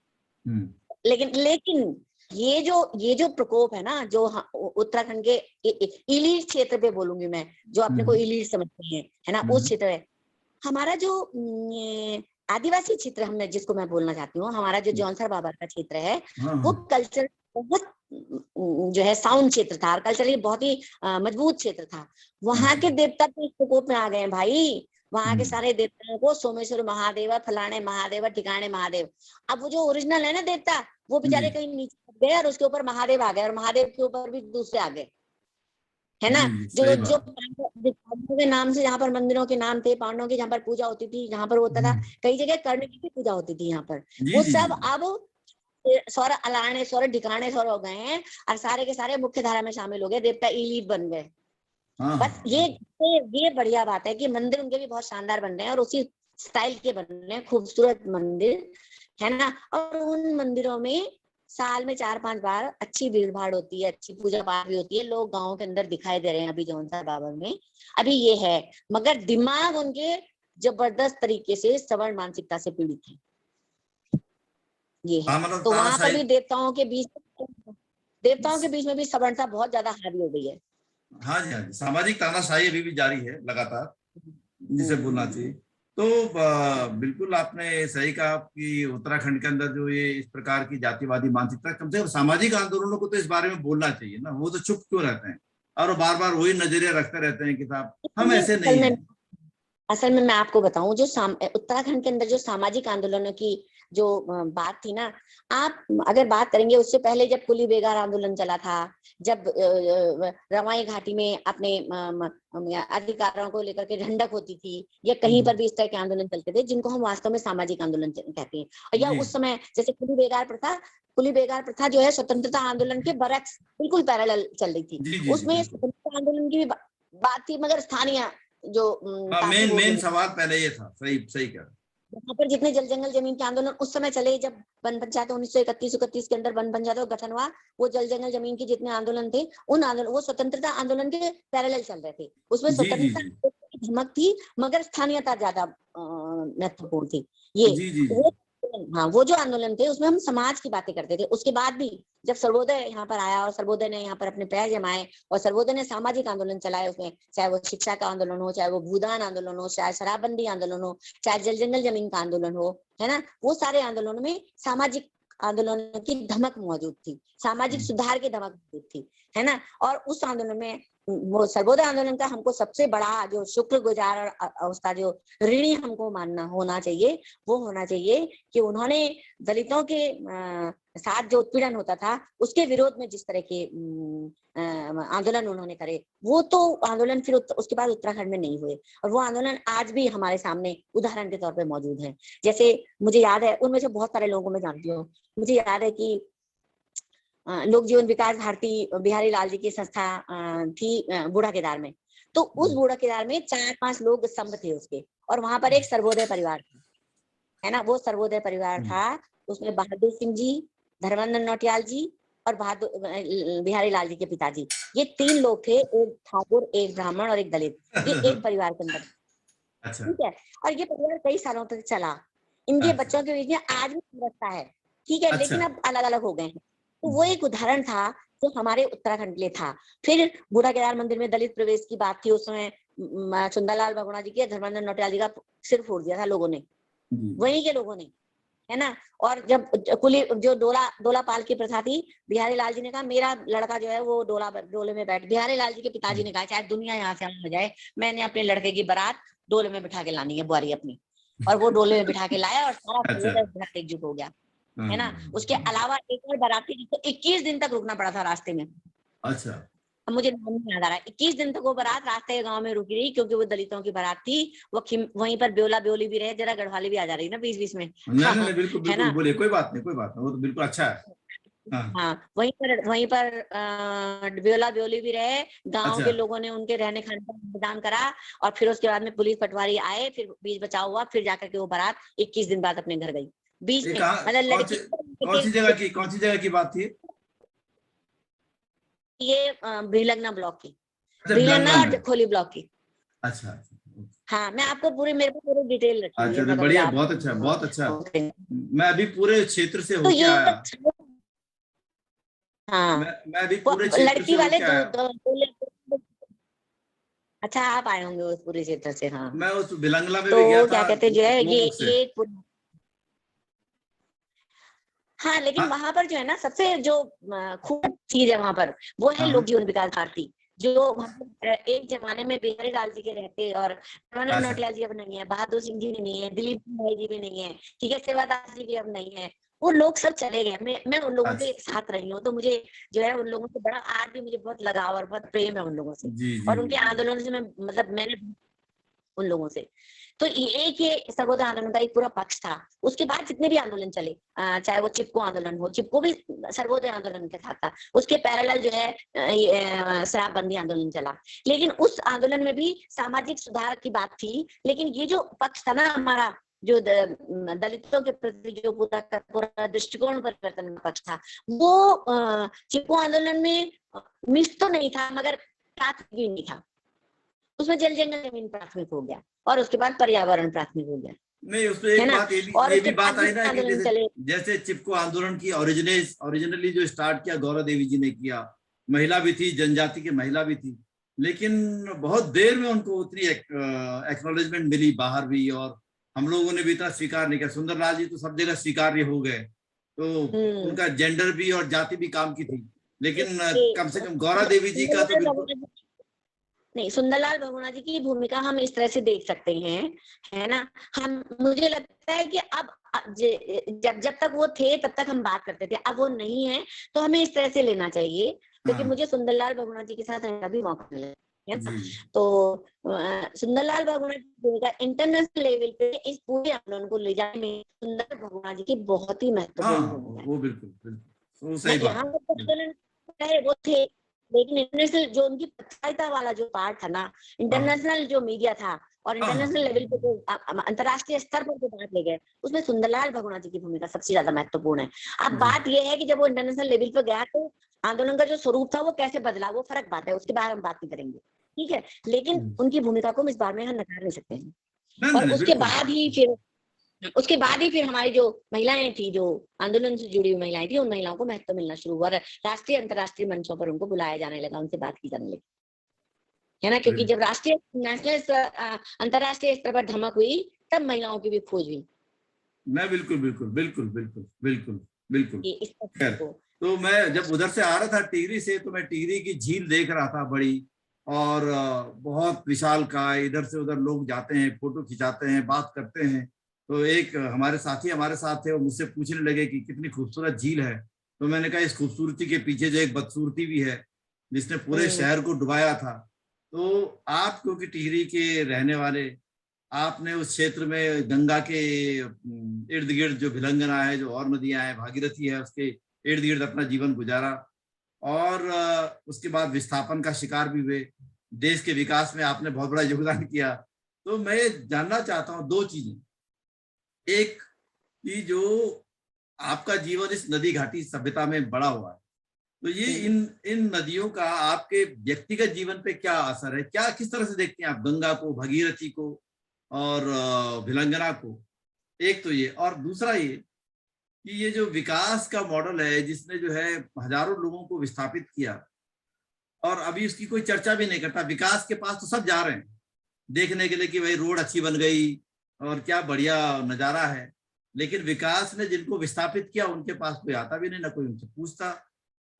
मतलब देश के विकास में नॉन रेजिडेंट इंडियन का वो अपने घर में तनख्वाह भेजे तो हम बोलते हैं वो कंट्रीब्यूट कर रहा है, डॉलर भेज रहा है, लेकिन जो यहाँ आदमी मरता है या विस्थापित होता है, जिसको कोई कॉम्पनसेशन नहीं मिलता, उसको कोई बात ही नहीं करता। कि तो ये टिहरी डैम को लेकर के, और उससे पहले नदी घाटी सभ्यता को लेकर मैं आपकी बात जानना चाहता हूँ। आप क्या किस तरह से देखते हैं? मैं भी कोशिश करती हूँ बात बताने की। मुझे पता नहीं कि आपने जो प्रश्न किया वो सही तरीके से मैं जवाब दे पाऊंगी कि नहीं, लेकिन मैं आपको ये बता दूं कि मैं टिहरी की रहने वाली नहीं हूँ।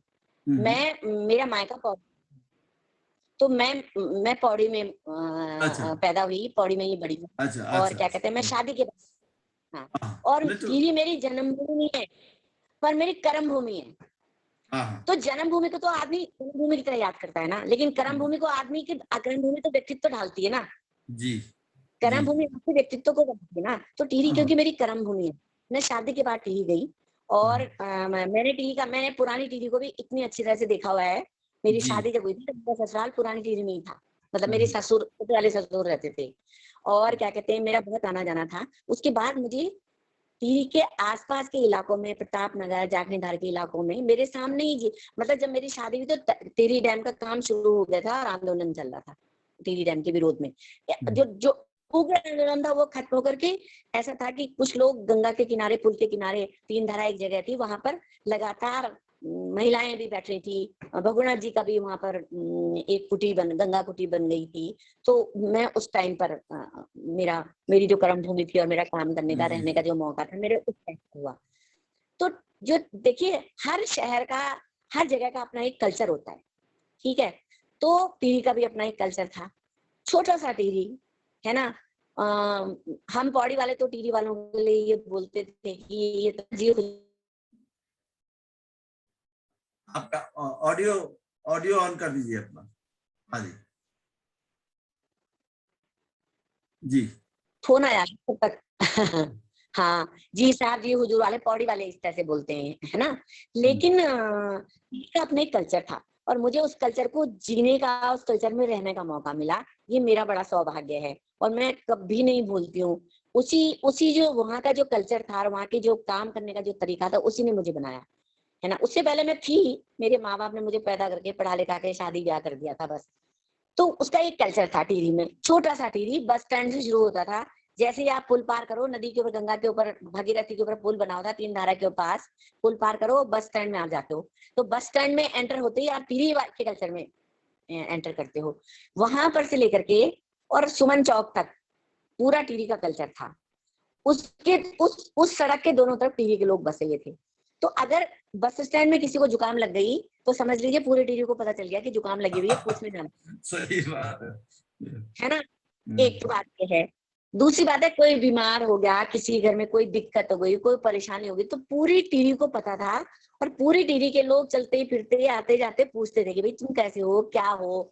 एक पहाड़ी कल्चर जिसको बोलना चाहिए, पहाड़ी कल्चर तो है मुझे लगता है उसको पहाड़ीपन, एक सामूहिकता का जो पूरा कल्चर है ना, वो कल्चर वहां था। किसी घर में शादी हो रही है, किसी घर में बीमार पड़ गया है, किसी घर में मौत हो रही है, किसी घर में मुंडन हो रहा है, कोई कोई मेला लग रहा है, कोई ठेला लग रहा है, कोई व्रत लग रहा है, सबको करने के अपने अपने उम्र के लोग, अपने अपने जो होते हैं ना उम्र के हिसाब से, ये पीढ़ी सब मौजूद थी। और सारी पीढ़ियां अपने अपने तरीके से अपने तरीके को, अपने जिंदगियों को जी रही थी। तो वो एक सामूहिक कल्चर था, एक सामूहिकता थी उस पूरे कल्चर में। एक दूसरे के।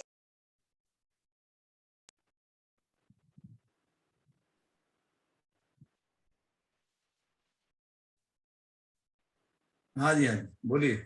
हाँ, लेकिन आप वीडियो नहीं आ रहा है, पता नहीं क्यों। नहीं, हाँ आज शायद हो सकता है ऑडियो आपका ऑफ हो गया।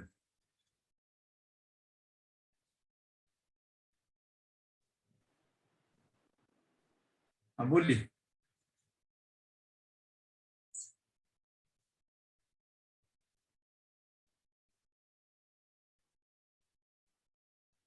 आपका ऑडियो ऑफ है।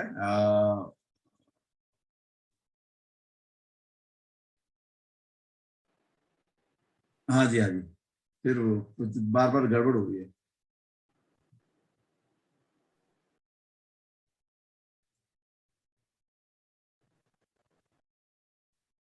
वो हो गया, अब आया।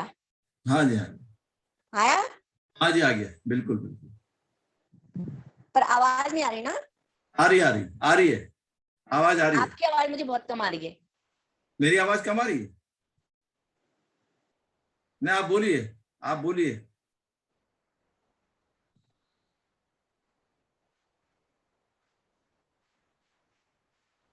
आपकी आवाज आ रही है?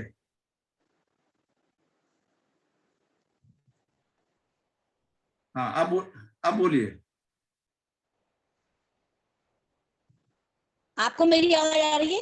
हाँ जी हाँ जी आ रही है। अच्छा, आपकी आवाज मुझे नहीं आ रही है। हाँ हाँ, मैं अपनी बात कंटिन्यू रखूं? हाँ हाँ, बिल्कुल बिल्कुल रखिए। अच्छा ठीक है।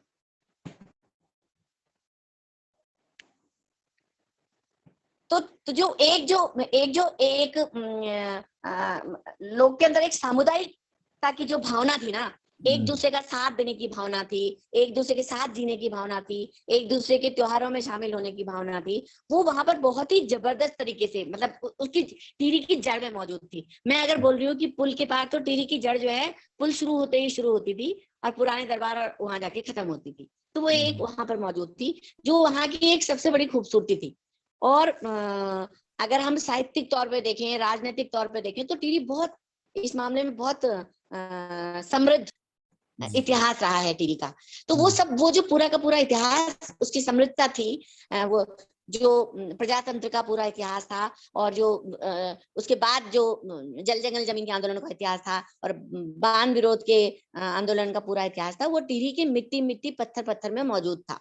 ये साफ दिखता था वहां पर। वहां पर बहुत सारे लोग ऐसे थे जो बेचारे विभाजन के टाइम पर वहां पर आके रहे, मगर हमने कभी उनको ऐसा नहीं समझा। वो इतनी अच्छी गढ़वाली बोलते थे, उनके उनका इतना मिक्स कल्चर था ना टिहरी में, इतना मिक्स कल्चर कि मैं बहुत जिसको कहना चाहिए भाव भोर रहती थी, और बहुत मोहित रहती थी उस कल्चर पे, और मैंने उस कल्चर से बहुत कुछ सीखा। उसके बाद मुझे वहां पर काम करने का मौका मिला। प्रॉपर टिहरी में तो हमारा ऑफिस था महिला समाख्या का, लेकिन काम करने का मौका मिला आसपास के इलाकों में। तो वहां पर जो इलाके थे ना, वो इतने इतने सज्जन, इतने सीधे लोग। जिस तरह से राजनीति बाद के दिनों में हमको बाकी जिलों में सहन करनी पड़ी, वो राजनीति पैट्रियार्कल सोसाइटी बिल्कुल वही थी। पितृसत्ता उतनी ही हावी थी, महिलाओं के लिए बंधन उतने ही थे, वर्जना। ऑफ हो गया आपका, फिर ऑडियो ऑन कर ली। हाँ जी, हाँ जी, बोलिए।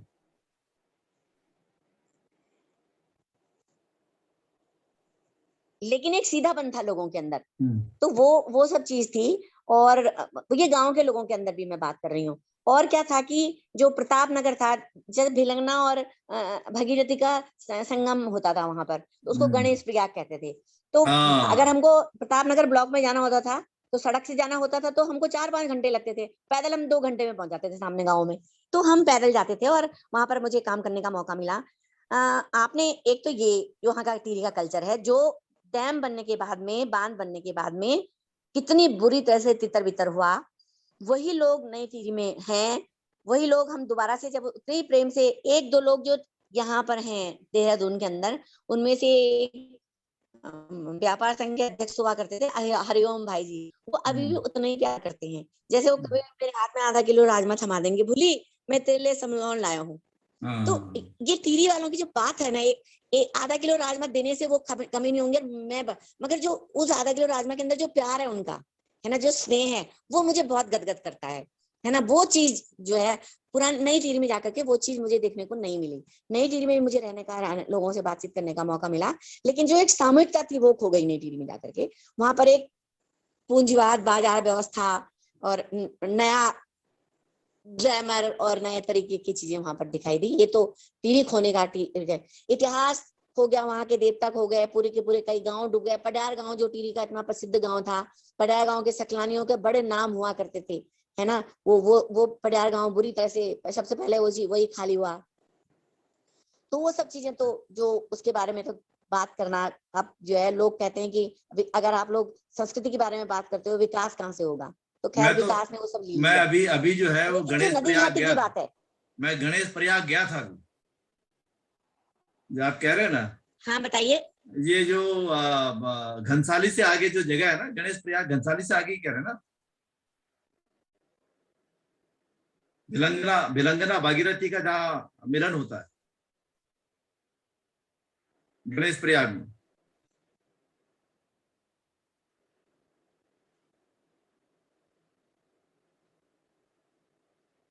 सुनाई नहीं दे रहा बिल्कुल भी। हाँ, आपको सॉरी। तो खैर, मैंने कहा मैं गणेश प्रयाग गया था अभी, गणेश प्रयाग में मैं गया था अभी यात्रा में। आवाज नहीं सुनाई दे रही? आवाज आवाज नहीं आ रही? आवाज नहीं आ रही?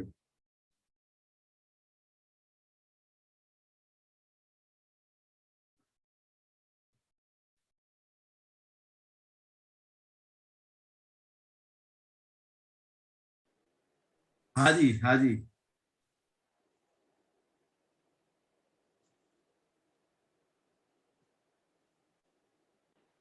आई अब? हाँ जी, बिल्कुल आई। अब आ गई, अब आ गई। हाँ मेरी आवाज आ हाँ, रही है? मेरी नहीं, आवाज आ आपकी रही है? आवाज मुझे हाँ हाँ, तो हाँ मैं हाँ। मैं कह रहा था कि मैं अभी गणेश प्रयाग गया था, हम्म।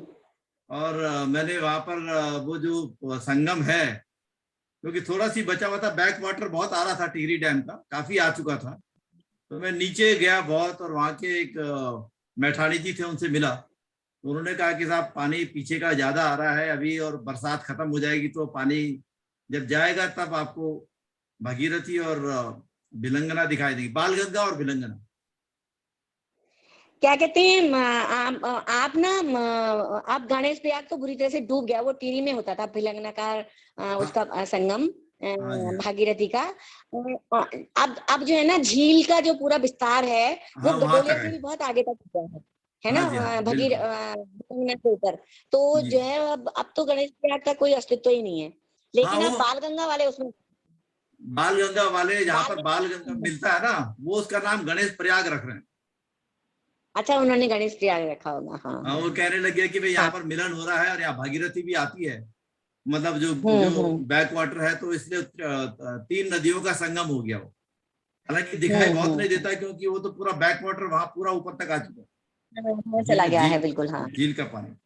तो जो टिहरी का बात भर, क्योंकि आपने तो संस्कृति देखी और आपका वो घर रहा, और तो ये मैं पूछना चाहता हूँ, क्योंकि ये गंगा की बेल्ट है, और गंगा की संस्कृति को लेके मैं कुछ बात कर रहा था कि गंगा की जो संस्कृति है, या जो भगीरथी, या जो भी रिवर्स है, इसमें बहुत जबरदस्त किस्म का जो था फर्टिलिटी थी नदी, मतलब अलग अलग किस्म के फल फ्रूट्स है, राजमाओं के कई प्रकार, और कितने कितने तरीके की जो, मतलब वो ककड़ी हमारी जो पहाड़ की होती है इतनी बड़ी बड़ी, और पिंडालू जिसे लोग बोलते हैं, वो सब दिखा रहे थे मुझे।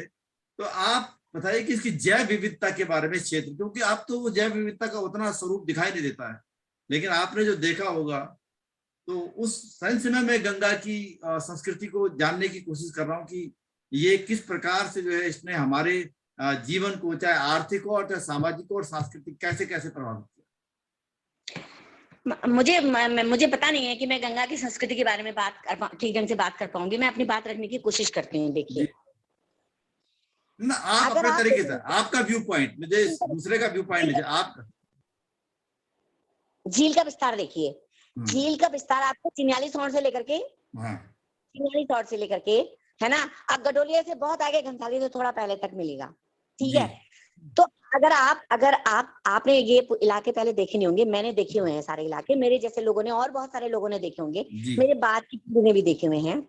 ये पूरे इलाके जो भिलंगना वैली थी और जो गंगा वैली थी, जो डूब क्षेत्र में जितना इलाका आया है, ये टिहरी गढ़वाल का सबसे फर्टाइल इलाका था। पहली बात तो ये है, ये पूरा सेरा का कल्चर यहाँ पर था। यहाँ पर अलग अलग तरीके की फसलें हुआ करती थी। उप्पू का प्याज आज हाँ, तक भी लोग भूले नहीं है।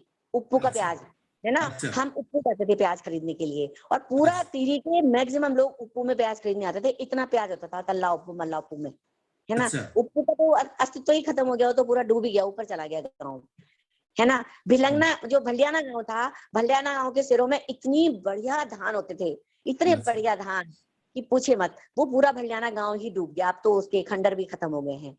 तो और इधर आप चिन्याली सोन तक देखिए, तो ये पूरा का पूरा जो गंगा की जो भागीरथी की और भिलंगना की जो सबसे फर्टाइल वैली थी, वो वैली टिहरी डैम के अंदर पूरी की पूरी समा गई। अच्छा चाहे वो गंगा के इधर का इलाका हो, चाहे गंगा के पार का इलाका हो, चाहे प्रताप नगर वाला इलाका हो, पल्ली पार वाला, चाहे वो टिहरी की तरफ वाला इलाका हो, ये पूरा का पूरा टिहरी का पूरा एक शहर तो डूबा डूबा, हजारों गांव डूबे। ठीक है, उन गांवों के जो अपने तरीके थे वो तो अभी बात हुई गई है, उसकी संस्कृति के बस, बारे में बात करेंगे वो तो तो लोग रोने सब। लगते हैं कि आप विकास जी के विरोधी हैं, है ना। जी तो खैर, लेकिन अगर हम गंगा की संस्कृति के बारे में, गंगा की उसकी जैव विविधता के बारे में बात करेंगे, मैं पिछले साल मुझे लॉकडाउन से पहले मुझे उत्तरकाशी जाने का मौका मिला। मैं गई थी अप्रैल के महीने उत्तरकाशी, अच्छा 5-6 अप्रैल की बात है। हम्म, मैं अप्रैल 5-6 अप्रैल को चिन्यालीसौर तक आई। हम्म, आपको यकीन नहीं आएगा कि हम्म, चिन्यालीसौर तक, जहां पर उत्तरकाशी से लेकर के और चिन्यालीसौर तक जहां पर झील है, वहां तक एक बूंद पानी नहीं था गंगा में, एक अच्छा बूंद पानी नहीं। कौन सी जैव विविधता की बात करेंगे हम? वो सारे के सारे उत्तरकाशी में झील बन गई, फिर टनल के अंदर आ गई पूरी की पूरी गंगा, है ना। अगर आप जाएंगे, वो ऐसा इलाका था, मैं चिन्याली सौड़ में मेरे पति चिन्याली सौड़ में रहते थे, चिन्याली सौड़ में मैं रही हूँ।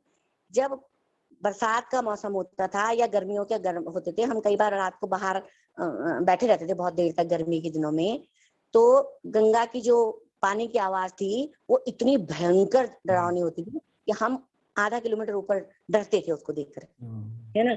और इतनी खूबसूरती थी वो पूरी गंगा वैली, वो वहां से जो गंगा नहीं भागीरथी वैली इतनी खूबसूरत थी, है ना। उस पानी में क्या नहीं रहा होगा, उस पानी से हमारे पहाड़ों को नमी मिलती होगी, उस पानी में मछली रही होंगी, उस पानी में अनेक प्रकार के जीव जंतु रहे होंगे जो पानी को साफ सुथरा करते थे। उस पानी से हम लोग नहाते धोते थे। उस पानी को लोग कहते हैं कि भागीरथी का, नदियों का पानी हमारे लिए काम नहीं आता, लेकिन नहाने का, धोने का, जानवरों के पानी पीने का, मछली मारने का, वहां पर के आसपास के लोग हमारे यहाँ मछली मारने का व्यवसाय नहीं करते हैं, मगर खाते तो बहुत है, खाते तो बहुत है माछे। धरासू के मछली आज तक प्रसिद्ध है, सतपुरी का माछा भात आज तक प्रसिद्ध है। लोग जाते थे सतपुर में, कहते जरा माछा भात खा ले हम, चाहे नयार में और माछा ना हो, है ना।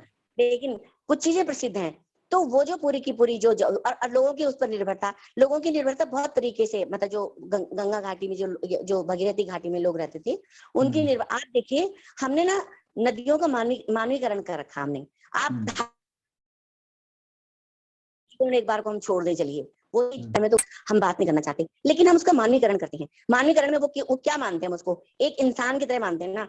उस इंसान, अगर हमने उसको इंसान, कोर्ट ने भी उसका मानवीकरण कर दिया है, कोर्ट ने भी उसको उसके लिए नियम बना दिया है, हाई कोर्ट ने अपना एक रूलिंग बनाई है ना, उसका मानवीकरण करके। तो अगर हमने उसका मानवीकरण कर दिया है और हमने, हमारे धर्मों ने गंगा को, नदियों का मानवीकरण कर रखा है, हम उसको अपनी जिंदगी का एक अहम हिस्सा मानते हैं, उसकी जैव विविधता हमारी जिंदगी के लिए और हमारी जिंदगी उनकी जैव विविधता के लिए उतनी जरूरी है, तो हमने एक नदी को मार दिया है बिल्कुल बीच में, उसके जैव विविधता हुआ, उसके मानवीकरण, उसकी जो उतनी आत्मा थी वो कहाँ गई? वो जो उतने इलाके का एक बूंद नाले के बराबर पानी भी नहीं था। सही बता रही हूँ आपको, मेरे को इतना दुख हुआ जिसका कोई हद नहीं, आंसू आ गए, है ना, कि एक बूंद पानी नहीं था। और कभी भी आप जाएंगे, जब झील सूख जाती है, आजकल तो बरसात हो रही है, आपने लबालब भरी हुई देखी, मुझे बहुत डर लगता है। हाँ, मुझे तो इतनी भयानक लगती है ना वो झील, मुझे तो अपना घर याद आता है, वो लोग याद आते हैं, पूरा टिहरी का शहर याद आता है, पडियार गांव याद आता है, उप्पू सिराई याद आता है ना, माल देवता याद, माली देवल याद आता है, मुझे तो बहुत कुछ याद आता है। उधर गडोलिया पूरा याद आता है, वहां पर नीचे गांव थे वो याद आते हैं।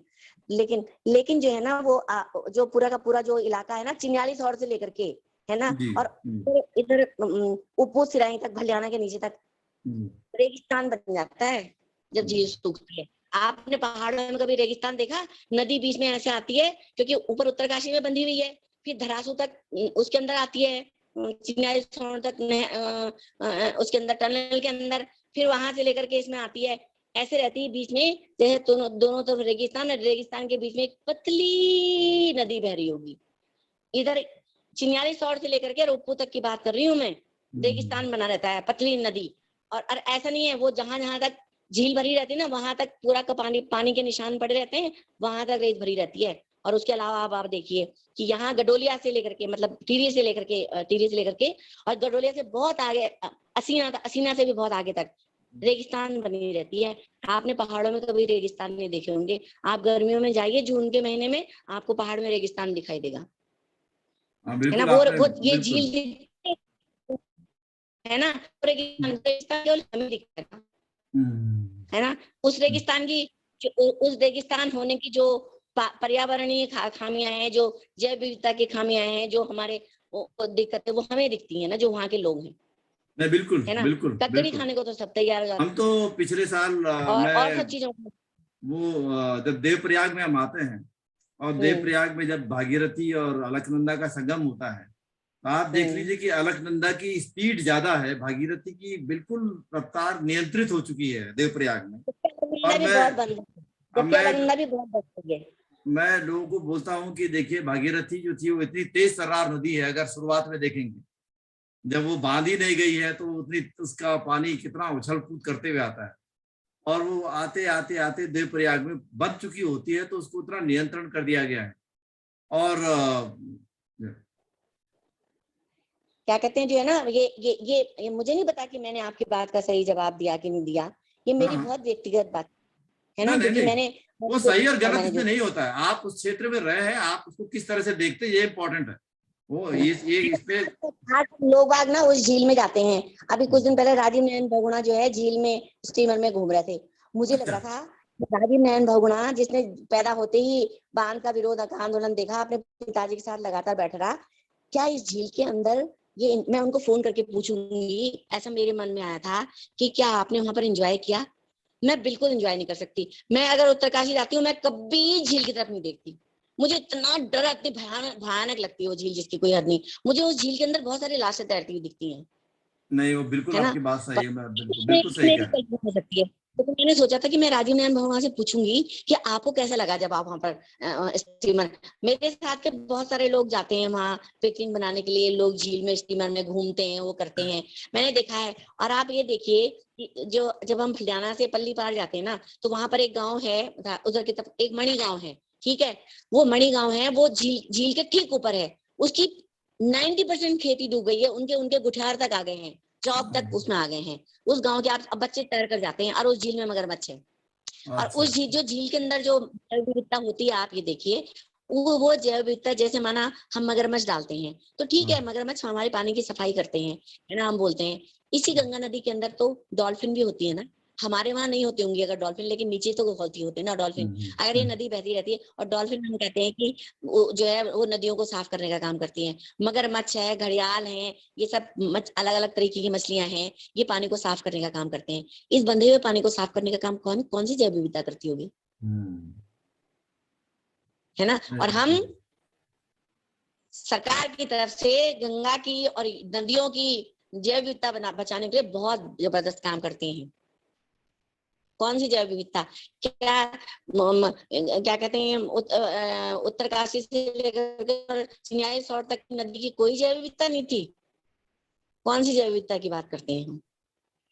तो तो बहुत सारे प्रश्न हैं, ये बहुत प्रश्न सारी तो यही चीजें। है कि उत्तराखंड के अंदर जो है, अभी आप देख ही रहे हैं कि 2013 में बड़ी आपदा आई थी।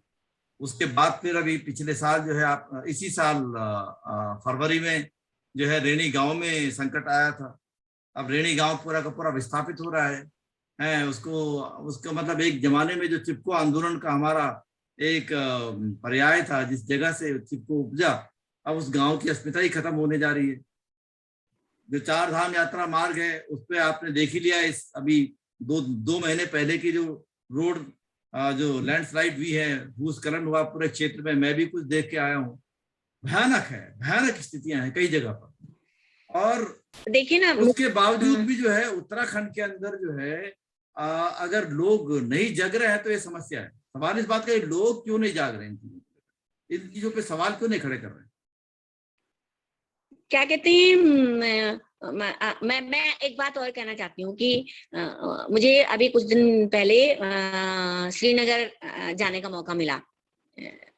तो रास्ते में मैंने देखा कि रेलवे ट्रैक बन रहे हैं, और लोग बहुत खुश भी हो रहे थे रेलवे ट्रैक बनने से। पूरे पूरे पहाड़ बीच के गायब हो गए।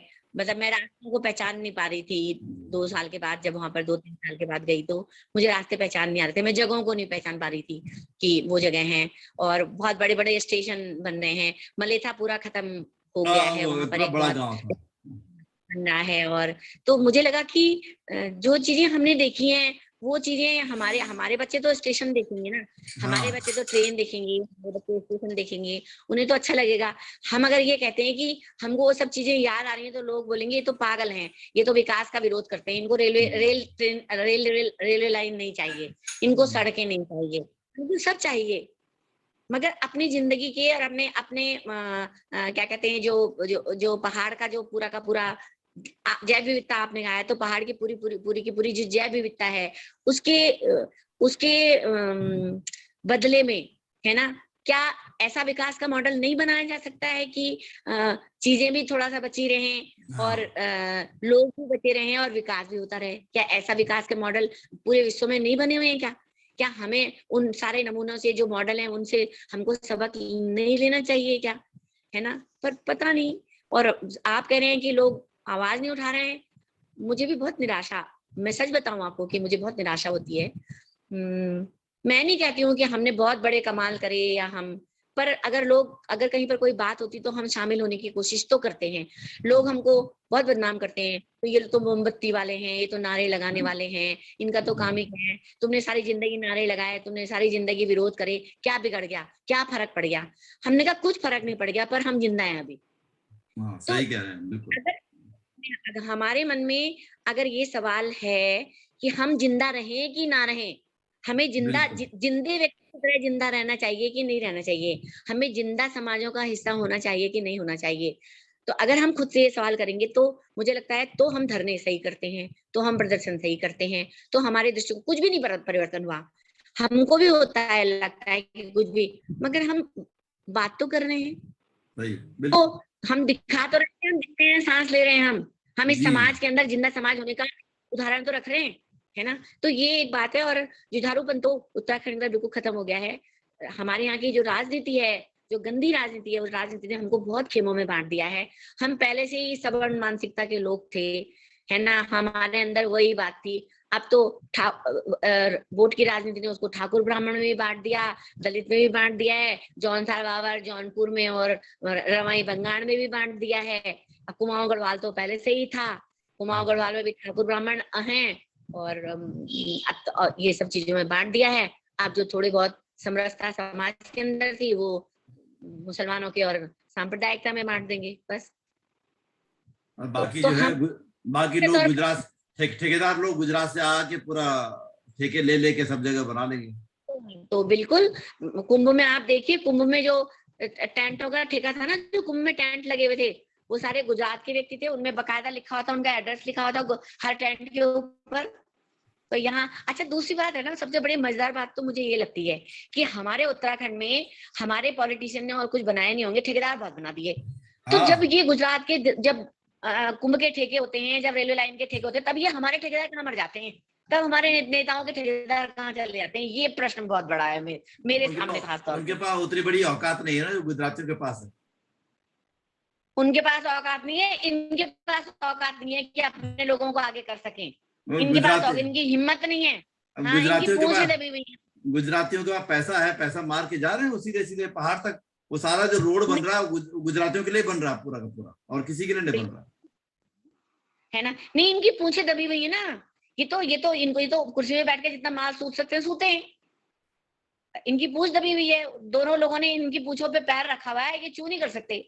तो जी जी जी। इनके तंजे हमजे हैं, जिनको छोटे मोटे ठेके मिलते थे, वो कुंभ में कहाँ चले गए सारे के सारे? आप ये देख लीजिए कि इतना बड़ा ठेका हुआ कुंभ का, एक उत्तराखंड का बंदा वहां शामिल नहीं था। मेरी एक दोस्त है, कह लेंगे हमने वहां एलईडी लाइट का ठेका करा कुंभ में। मैंने कहा कितना करा? कह रही 4 लाख का। अब अंदाज लगे कहाँ, तो 4 अरब करोड़ों अरब की बात हो रही है, और कहाँ हाँ 4 लाख? अंदाज लगे। हाँ, अभी तक पैसा नहीं मिला, अब 4 लाख अभी तक वाले भी पैसा खुश नहीं है। मिला, अच्छा, पैसा नहीं मिला। वाह। अभी तक पैसा।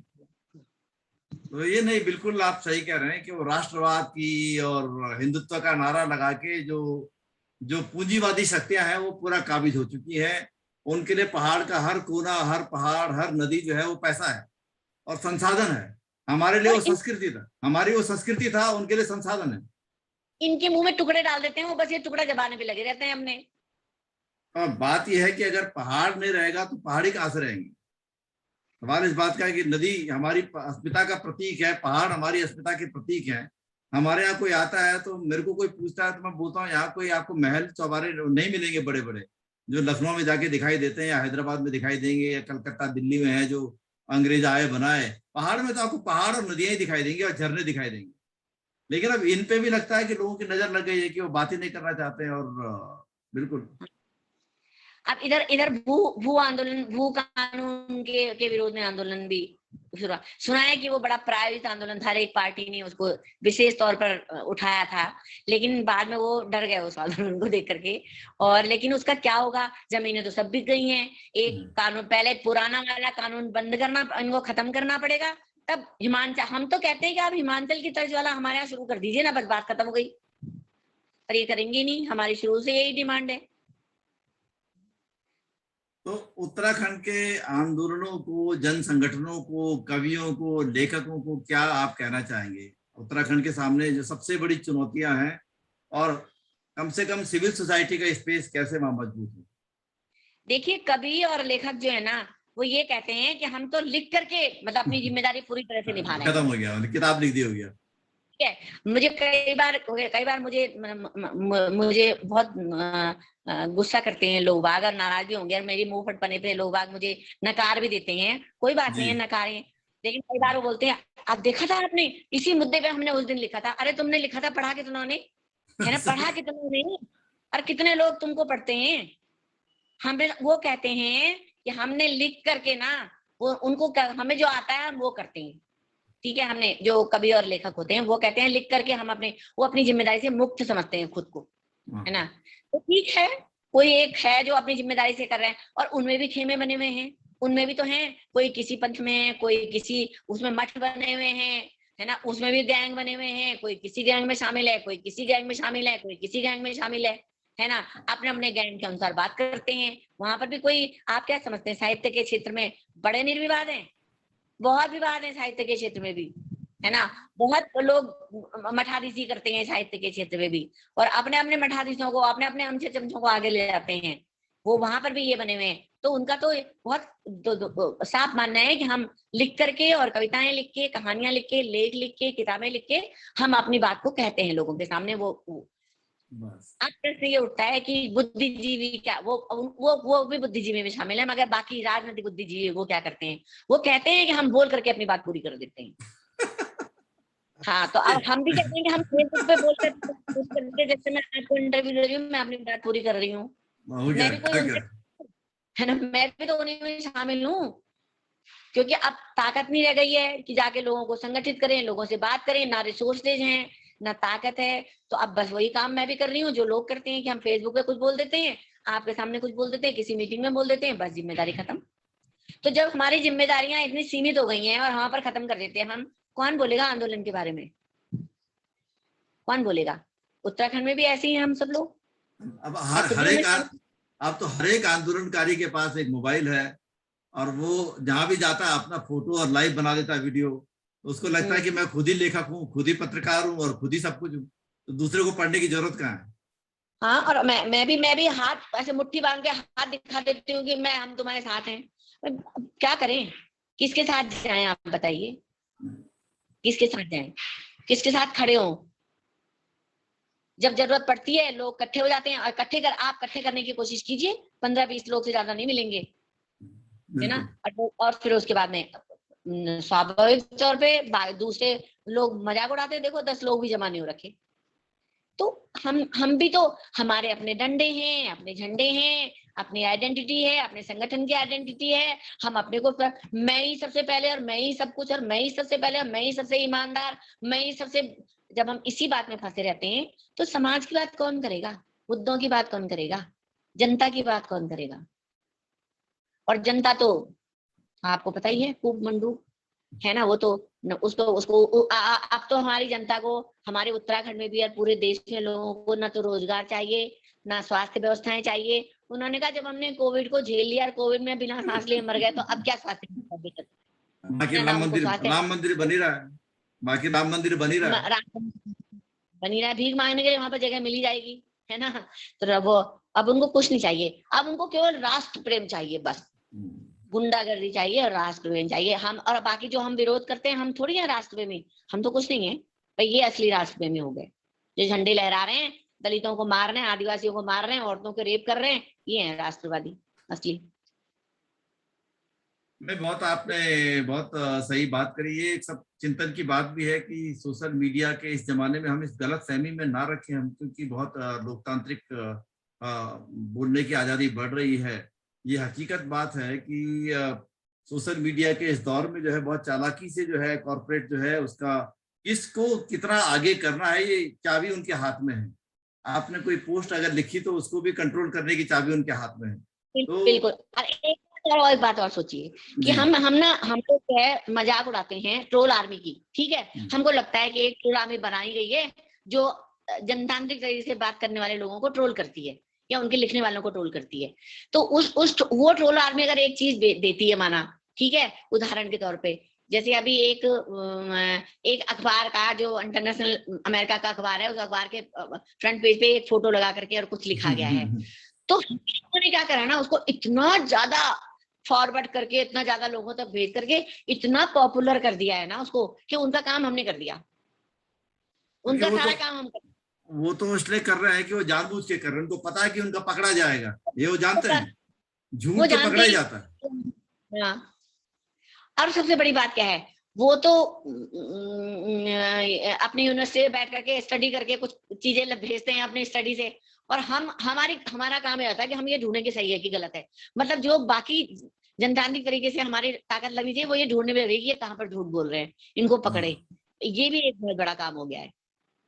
नहीं, वो सब देखिए, वो जो जितने भी लोग कर रहे हैं वो सब उनके बिजनेस हैं एक्चुअल में। वो चोर पकड़ने वाला भी एक बिजनेस है, अभी वो भी अच्छा खासा है। सॉफ्टवेयर कंपनीज है लगी हुई, हर एक अखबार ने लगा लिए हैं अपने अपने, आप दूसरों के चोर पकड़ो, मतलब अपने नहीं, मतलब दूसरों के पकड़िए, तो ये है। लेकिन फिलहाल मुझे लगता है कि जो आपने बात रखी वो बहुत महत्वपूर्ण थी, कि सामाजिक आंदोलनों को, क्योंकि इस दौर में जब है सोशल मीडिया का अगर ईमानदारी से ढंग से इस्तेमाल हो तो काफी इससे लाभ हो सकते हैं, और नहीं होगा तो बहुत नुकसान भी है।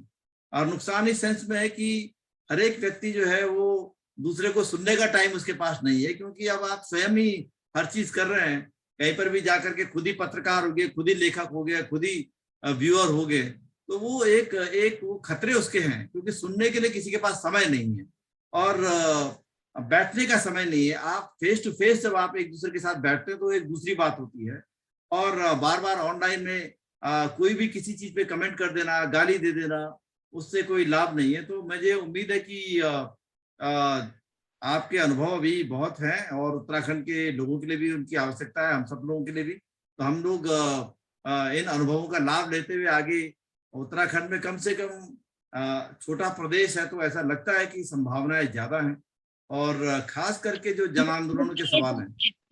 आपकी बात को रोक करके मैं कहती हूँ, मुझे मुझे मुझे ईमानदारी से अगर आप कहें तो मुझे एक टाइम पर मैं खुद बोलती थी कि सर्वोदय आंदोलन जो है वो ढांचा परिवर्तन की, व्यवस्था परिवर्तन की बात नहीं करते हैं, वो सुधारवादी बात करते हैं। लेकिन आज के दौर में मुझे सर्वोदय आंदोलन बहुत याद आ रहे हैं।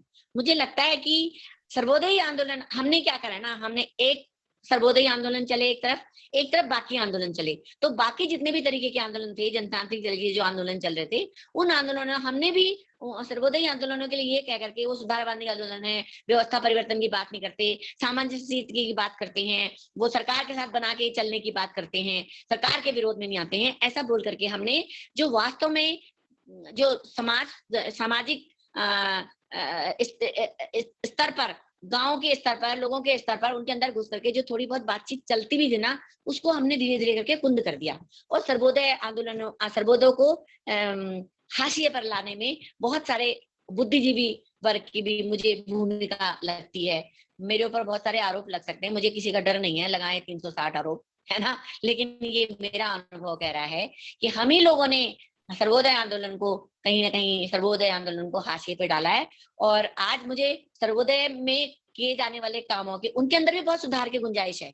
वो खुद भी अपने आप का जब विश्लेषण करते हैं सर्वोदय के लोग, तो वो कहते हैं कि हमारे अंदर बहुत ज्यादा सुधार की गुंजाइश है, अभी सुधरने की जरूरत है, हमको मुख्य धारा के साथ चलना चाहिए, है ना। लेकिन उसके बावजूद भी मुझे सर्वोदय आंदोलन बहुत याद आती है, और उस तरह के आंदोलनों को चलाए जाने की बहुत जरूरत महसूस होती है, क्योंकि उसमें जुड़ाव बनाने का एक अलग तरीका था, जो लोगों के साथ में जुड़ाव बनाने बिल्कुल, का, वो मुझे बहुत याद सामाजिक मुद्दों को लेकर के चलने वाले आंदोलनों को तो मजबूत होना पड़ेगा, और आंदोलनों की अपनी स्वायत्तता भी हो, और आंदोलन एक दूसरे के साथ संपर्क से भी काम करें, क्योंकि अपनी अपनी अभी क्या है कि हर एक व्यक्ति और समाज अपनी अपनी स्वायत्तताओं के दायरे में आंदोलन करना चाहते हैं, और हर एक को लग रहा है कि दूसरा हमारा दुश्मन है।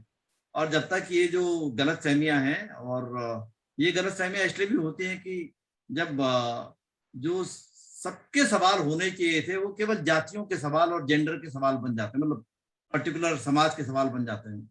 महिलाओं पे कोई अत्याचार हो तो महिला ही याद रखेगी, दलितों पे अत्याचार हो दलित ही याद रखेंगे, और उसको और महिला मुद्दा, समाज का मुद्दा नहीं कहेंगे, महिला मुद्दा। तो ये वो मुद्दा भी, क्योंकि जो स्वयंसेवी संगठनों के भी इसी में दायरे बन गए, क्योंकि उसी से जो है उनकी अपनी पॉलिटिक्स भी चलनी थी। और आप जानते हैं कि पृथकतावाद एक प्रकार से बड़ा काम का भी होता है सामाजिक आंदोलनों में, क्योंकि आप अगर महिला है और महिलाओं में आपको स्पेस नहीं मिला तो आपको नया शोषण निकाल लेंगे कि दलित महिला है या सवर्ण महिला है। अगर सवर्ण महिलाओं का तो ब्राह्मण महिला है या ठाकुर महिला है या बनिया महिला है। और नहीं, अगर जेंडर में मुद्दे वहां भी हुआ ना, वहां भी ऐसा सवाल हुआ कि दलित महिलाओं में जो सवाल हुआ तो वो वाल्मीकि महिलाओं का प्रश्न नहीं आया। और ये ऐसा बढ़ता चला गया कि सब ने अपनी अपनी एक एक अलग अलग दुकान खोल ली, और उस दुकान में पर्यावरण की दुकान अलग है, इसकी दुकान अलग है, उसकी दुकान अलग है, तो इतनी सारी हो गई कि सबको लगता है कि जब तक वो दूसरे की आलोचना नहीं करेंगे तब तक उनका काम नहीं चलने वाला। एक बात मुझे बस कह के अपनी बात खत्म करूंगी। मेरे को ये बहुत स्पष्ट तरीके से कहना है कि जो महिलावादी आंदोलन है, ठीक है, उस आंदोलन पे बहुत सारे प्रश्न उठाए जाते रहे हैं, उस पर बहुत सारी बातें की जाती रही हैं, उस आंदोलन को बहुत ज्यादा बदनाम भी किया जाता रहा है। खूब करें, मैं तो कह रही हूँ, जितना बदनाम करेंगे उतना हमारा नाम होगा, ठीक है। लेकिन मेरे को ये बहुत साफ साफ कहना है कि जो फेमिनिज्म है, फेमिनिज्म एक, मुझे आज तक मतलब जितने भी मैंने आंदोलनों का, पूरे दुनिया की मैं बात नहीं कर रही हूँ, थोड़ा बहुत जो भी मैंने आंदोलनों का इतिहास पढ़ा है, मुझे जो महिलावादी आंदोलन है वो एक सर्वांगीण आंदोलन लगता है। आपको नहीं लग सकता, किसी और को नहीं लग सकता, लेकिन मुझे लगता है, क्यों लगता है कि हमारे आंदोलन के अंदर, महिलावादी आंदोलन के अंदर, आप ये जो आप खेमे कह रहे हैं ना, हमारे खुद के खेमे हो सकते हैं, हमारे अपने अलग अलग संगठनों के खेमे हो सकते हैं, लेकिन हमारे आंदोलन की जो सीमाएं हैं वो उन आंदोलन की जो व्यापकता है, उसके अंदर दलित भी हैं, उसके अंदर आदिवासी हैं, उसके अंदर ट्रांसजेंडर हैं, उसके अंदर राजनीति है, उसके अंदर पुरुष भी हैं, उसके मतलब उसके अंदर कोई भी उत्पीड़न का या हाशिए पर गए फेंके गए लोगों के कोई भी ऐसे मुद्दे नहीं हैं जो महिला आंदोलन के अंदर ना हो, और जिसके लिए महिला आंदोलन के अंदर आवाजें ना उठती हों। तो मुझे महिला आंदोलन बहुत व्यापक लगता है। निसंदेह हमारे बीच में बहुत खेमेबाजी है, निसंदेह हमारे अपने अपने गुट हैं, अपने अपने गढ़ हैं, ठीक है, इस बात में कोई शक नहीं कि महिला आंदोलन के अंदर भी ये कमियां हैं।